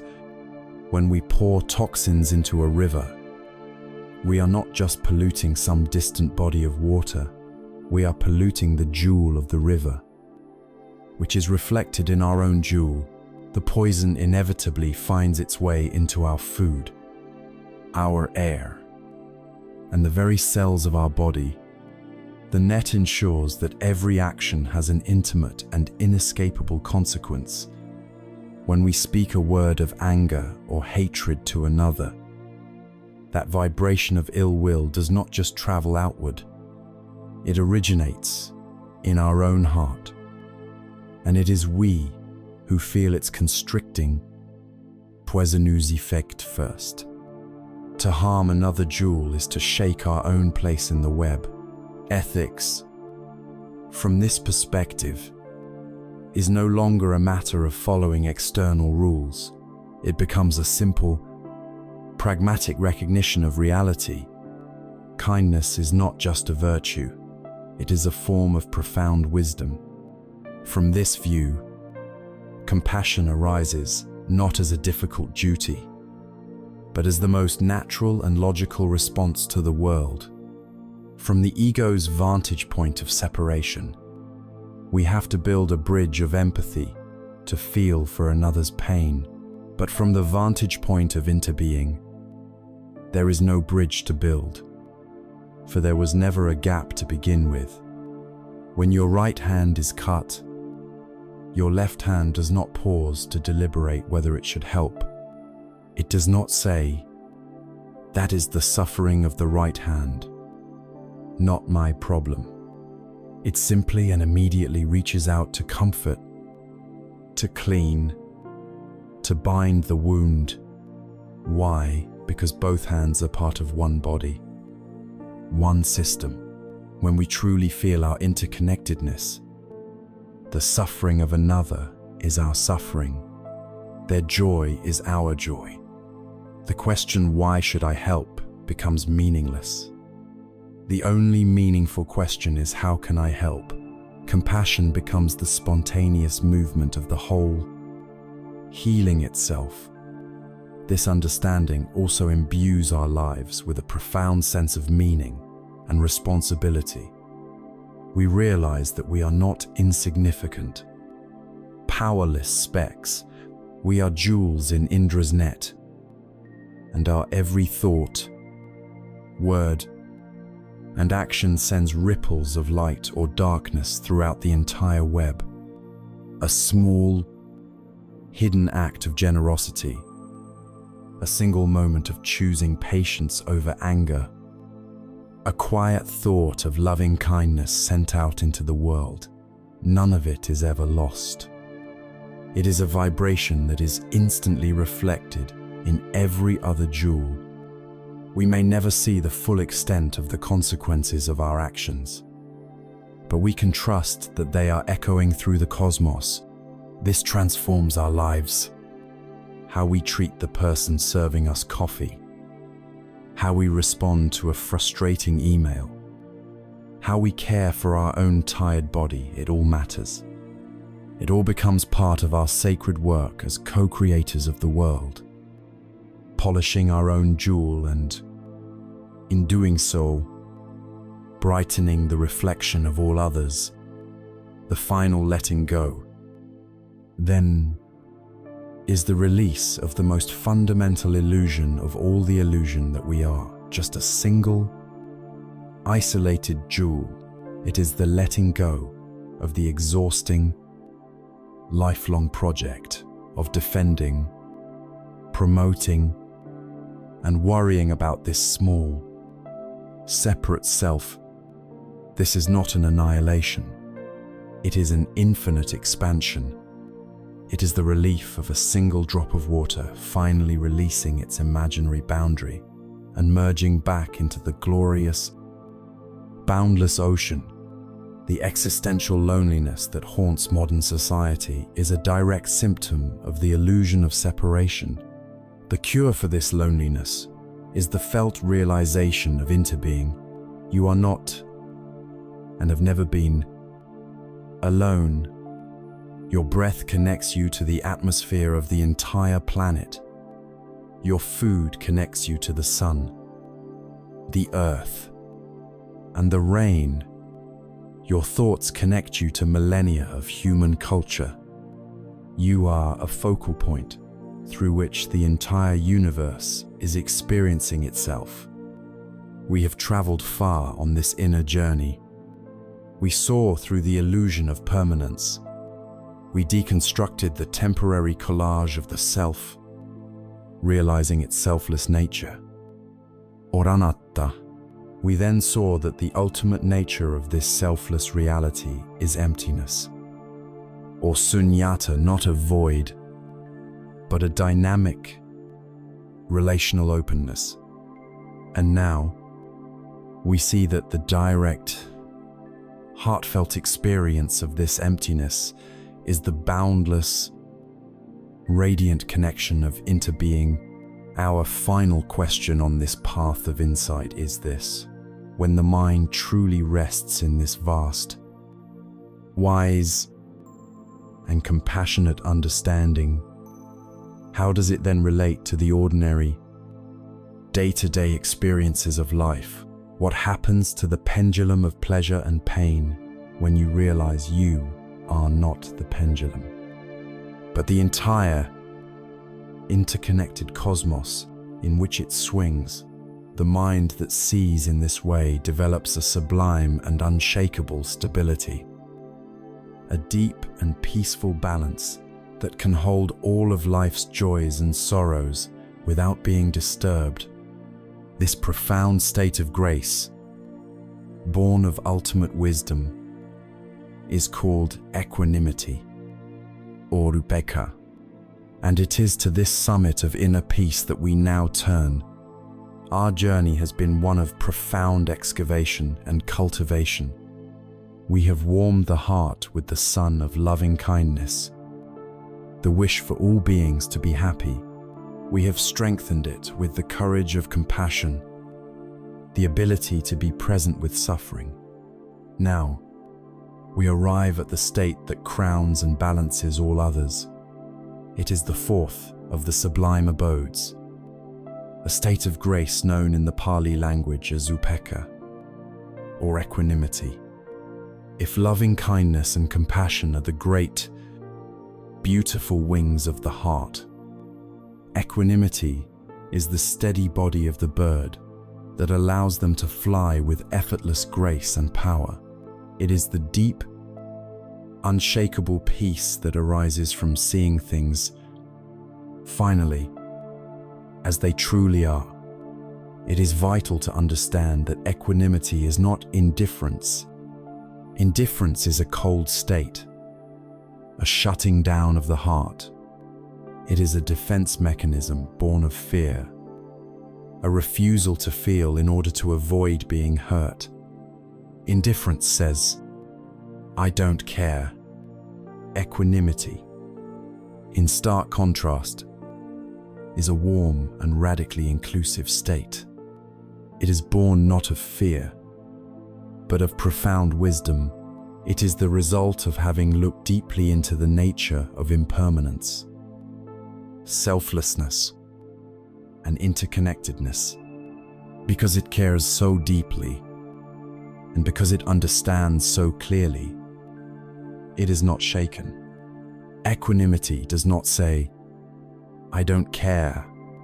It says, "I care so deeply that I will not be thrown off balance by my own reactions. I will hold all of life in a vast, open, and loving embrace." The most powerful image for equanimity is that of a great, ancient mountain. Imagine this mountain, standing in serene majesty for millennia. The winds of the world blow against it. The fierce gales of blame, criticism, and disrespect howl and rage. But the mountain is not moved. The gentle breezes of praise, fame, and admiration caress its slopes. But the mountain does not tremble with delight or become arrogant. The cold, heavy rains of loss, sorrow, and failure fall upon it, soaking its sides. But the mountain's core remains untouched, its foundation firm. The warm, brilliant sun of success, gain, and pleasure beats down upon it. But the mountain does not cling to the warmth, knowing that clouds will eventually come. Through all the changing seasons and the volatile weather of the world, the mountain remains utterly, peacefully, and powerfully itself. Its stability is not dependent on the weather being pleasant. Its nature is stillness. The mind that has cultivated equanimity is like this mountain. It can experience the 8 worldly winds, praise and blame, success and failure, pleasure and pain, gain and loss without being knocked from its center. Its peace is unconditional. Equanimity is the final resting place of the pendulum. It is the end of the war between craving and aversion. Having seen that all experiences are impermanent, the equanimous mind no longer clings desperately to pleasure. Having seen that resistance to pain only creates more suffering, it no longer pushes desperately against what is unpleasant. It meets every moment, whether it brings joy or sorrow, with the same spacious, balanced, and non-reactive awareness. Its primary response is a quiet, knowing acceptance of what is. It does not mean we do not feel. We feel everything, perhaps more deeply than ever before, but we are no longer swept away by it. We feel the sting of a harsh word, but we do not add the fire of anger. We feel the delight of a beautiful sunset, but we do not add the shadow of anxious clinging. We allow life's river to flow through us without being carried away by its currents.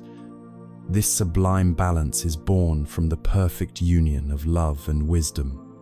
It is what allows our compassion and our loving kindness to become truly boundless and effective. Compassion without equanimity can easily become what we called empathetic distress or burnout. We feel the pain of the world so intensely that we are crushed by it, rendered helpless.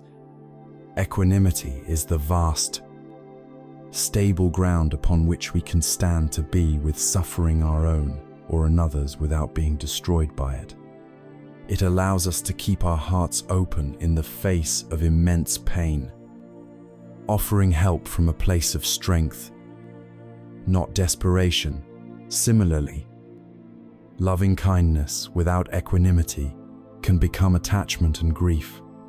We wish for our loved ones to be happy, and when they inevitably face sickness, loss, or death, our love turns to despair. Equanimity allows us to love with a fierce and open heart, while simultaneously accepting the truth of impermanence. We love fully, but we release our demand that life conform to our wishes. Equanimity is the wisdom that knows what is within our power to change and what is not. It gives us the courage to act with great compassion where we can, and the grace to find peace in accepting what we cannot. This is why equanimity is the foundation for true and ultimate freedom. It is freedom from reactivity. We are no longer puppets on the strings of like and dislike. Our inner well-being is no longer a hostage to fortune, no longer dependent on getting what we want or avoiding what we fear. When someone praises us, we can receive it graciously without it inflating our ego. When someone criticizes us, we can hear it with an open mind, taking what is useful and discarding what is not, without our sense of self being shattered. We are free because our happiness is no longer conditional. It is a deep and abiding peace that flows from the very center of our being.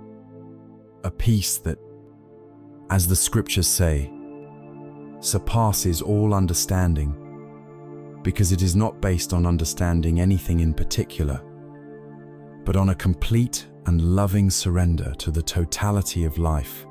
We have now traveled the full path of insight and cultivation. We have seen through the illusions of permanence and the separate self. We have understood the selfless and empty nature of reality. And in that emptiness, we have discovered a profound and boundless interconnection with all of life. We have warmed our hearts with loving kindness, fortified them with compassion, and now grounded them in the unshakable stability of equanimity. We have gathered all the tools, we have learned all the principles. The final question that remains is the most important one. How, then, shall we live? What does a life informed by this wisdom and grace actually look like? Moment by moment. The path does not end on a remote mountaintop or in a silent meditation hall. Its entire purpose is to be brought back into the marketplace, into our families, into our work, into our lives. The great destination of this long and sacred journey is a return to the simple, profound, and miraculous reality of each and every present moment.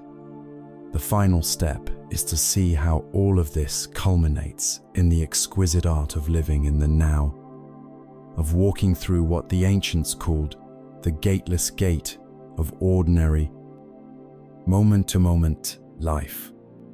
Here we are, after a long journey inward, after excavating the nature of the mind, after exploring the landscapes of sorrow and joy, after touching the profound truths of our shared existence.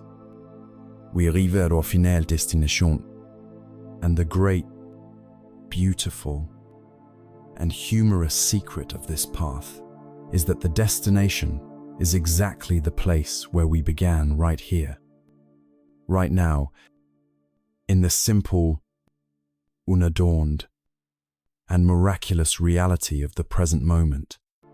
We have not been journeying to a faraway land called enlightenment. We have been on a journey of return, a journey home to the life that has been waiting for us all along. The final art of letting go is to let go of the idea that freedom is somewhere else, and to discover it in the very fabric of the ordinary, For so long, the mind treats liberation as a future achievement. The ego, even in its spiritual pursuits, loves a good project. I will meditate every day, and then I will be peaceful. I will understand these teachings, and then I will be free. We treat awakening as a prize to be won, a summit to be conquered after a long and arduous climb. But the ultimate insight reveals this to be a final, subtle illusion. Freedom is not an acquisition. It is a realization. It is not about adding some new, shiny quality to ourselves. It is about subtracting the layers of delusion, the dust of past and future, that obscure the radiant, peaceful awareness that has been our true nature all along. The peace you seek is not at the end of the road. It is the road itself. When walked with mindful attention, the Zen masters spoke of this reality with a beautiful and paradoxical image: the gateless gate. A normal gate has a barrier, a lock, and it requires a key. It implies that you are on the outside and freedom is on the inside. But a gateless gate has no barrier. It is always open. It requires no key, no secret password, no special qualification. The gate to reality, the entrance to the kingdom of the now, is always and forever wide open. There is absolutely nothing stopping you from stepping through, except for one thing: your own absence. We stand before this ever-open gate, but our minds are lost somewhere else, ruminating in the past, anxiously rehearsing the future. The only skill required to pass through the gateless gate of this moment is to simply show up for it, to be present. This breath you are taking right now, it is a gateless gate. The sound you are hearing right now, it is a gateless gate. The feeling of your body sitting here, it is a gateless gate into the whole of reality. There is a classic Zen story that brings this sublime truth down to earth with perfect simplicity. A young, earnest monk, his mind filled with lofty ideas about awakening and nirvana, approached his master. He bowed and asked, "Master, what is the great secret of enlightenment?" The master looked at him, not with a profound philosophical discourse, but with a simple, direct question. "Have you eaten your rice porridge this morning?" The monk, a little taken aback, replied, "Yes, Master, I have."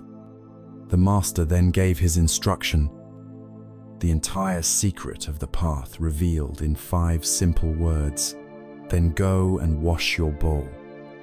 In this small exchange lies the culmination of everything we have explored. The monk was looking for enlightenment in his ideas, in a future attainment. The master pointed him back to his life. The path is not separate from your life.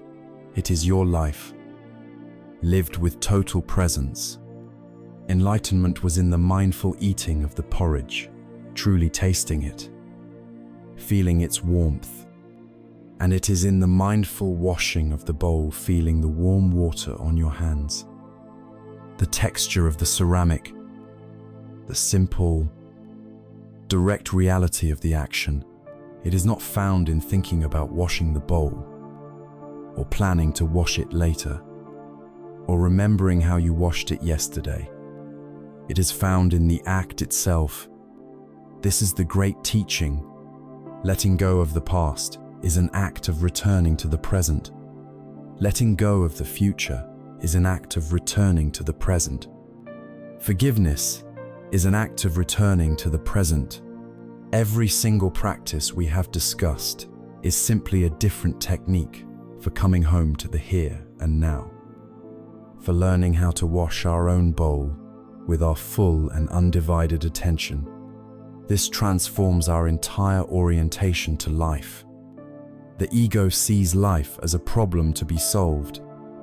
It sees our anxiety, our sadness, our restlessness as malfunctions in the system that need to be fixed, so that we can finally arrive at a state of perfect, problem-free happiness. The awakened mind understands that life is not a problem to be solved, but a reality to be experienced. The goal is not to eliminate all the unpleasant notes from the symphony, but to become the vast, silent concert hall that can hold all the music, the soaring triumphs, and the sorrowful laments with equal, loving presence. The goal is not to finally arrive at a perfect destination, but to fall in love with the journey itself, in all its messy, unpredictable, and breathtaking beauty. And so, we discover the sacredness of the ordinary. The simple act of breathing becomes a meditation. The taste of a cup of tea becomes a moment of profound communion. The feeling of the wind on your skin becomes a direct touch from reality itself. We stop searching for spectacular, peak experiences and instead discover the subtle, continuous miracle of simply being alive. This is the true fruit of the path. It is not a withdrawal from the world, but a deeper, more intimate, and more joyful engagement with it. It is to live with the wisdom of the mountain, the heart of the sun, and the simple presence required to wash your bowl when you have finished your meal. We have journeyed far from the initial recognition of the heavy stone of our clinging through the practices of mindfulness, compassion, forgiveness, and insight. We have arrived here, at the ever-open, gateless gate of the present moment. The journey of becoming is over. The journey of being can now, finally, begin. We have traveled a long way together on this inner path, a journey that began with the simple, honest recognition of the heavy stones we carry, the burdens of past and future, of resentment and fear. We discovered that within us, we already possess the most faithful of anchors, the breath, a constant gateway back to the calm harbor of the present moment. From that place of stillness, we watch the great river of life, learning the profound and liberating truth of impermanence, seeing how all things arise and pass away. This led us to question the very nature of the self, peeling back the layers of form, feeling, perception, a bit, and even consciousness itself, only to find not a solid core, but a miraculous, selfless, and flowing process. We walked the noble path, a holistic guide for living with wisdom, integrity, and mental discipline. We learned to soften the heart with the radiant sun of loving kindness, and to fortify it with the courageous embrace of compassion. This open, resilient heart allowed us to face our own history, to offer the healing gift of forgiveness to others and to ourselves, dropping the hot coals of our anger as the noise of our personal drama subsided. Our perception began to clear, and we glimpsed the luminous, interconnected web of all existence, the truth that we are not separate jewels, but inseparable reflections in a single cosmic net. And all of this has led us home, back to the simple, profound, and ever-open, gateless gate of the now, where we find that the entirety of the spiritual life is contained in the simple act of washing our bowl after we have eaten. As our journey together concludes, let the core message of this path settle in your heart. The art of letting go is not an act of loss, but an act of profound understanding. It is not about becoming numb or indifferent, but about becoming more fully and vibrantly alive, free from the chains of your own reactivity. The peace you have been seeking is not a distant destination, a paradise free from storms. It is, and always has been, an inner capacity. It is the ability to be the calm, unshakable mountain that can withstand any weather. It is the discovery of a spacious, silent awareness within you that is untouched by the passing clouds of thought and emotion. Peace is not something you find. It is what you are when you let go of everything that is not peace. Know that you already have everything you need to begin. You do not need to become someone else. You do not need to acquire anything new. The key to your own freedom is the breath that is flowing through you in this very moment. Your awareness is the guide, the light that illuminates the path. The journey of 1,000 miles, the entire path to liberation, begins and ends with a single, conscious breath. So, as you go from this space, carry this invitation with you. In moments of stress, come home to your anchor. In moments of anger, remember the softness of your own compassionate heart. In moments of joy, savor them without clinging. The great art of living is learned in these small, ordinary moments. Let go, be present, and trust the unfolding of your own beautiful, boundless nature. May you be safe. May you be peaceful. May you be free.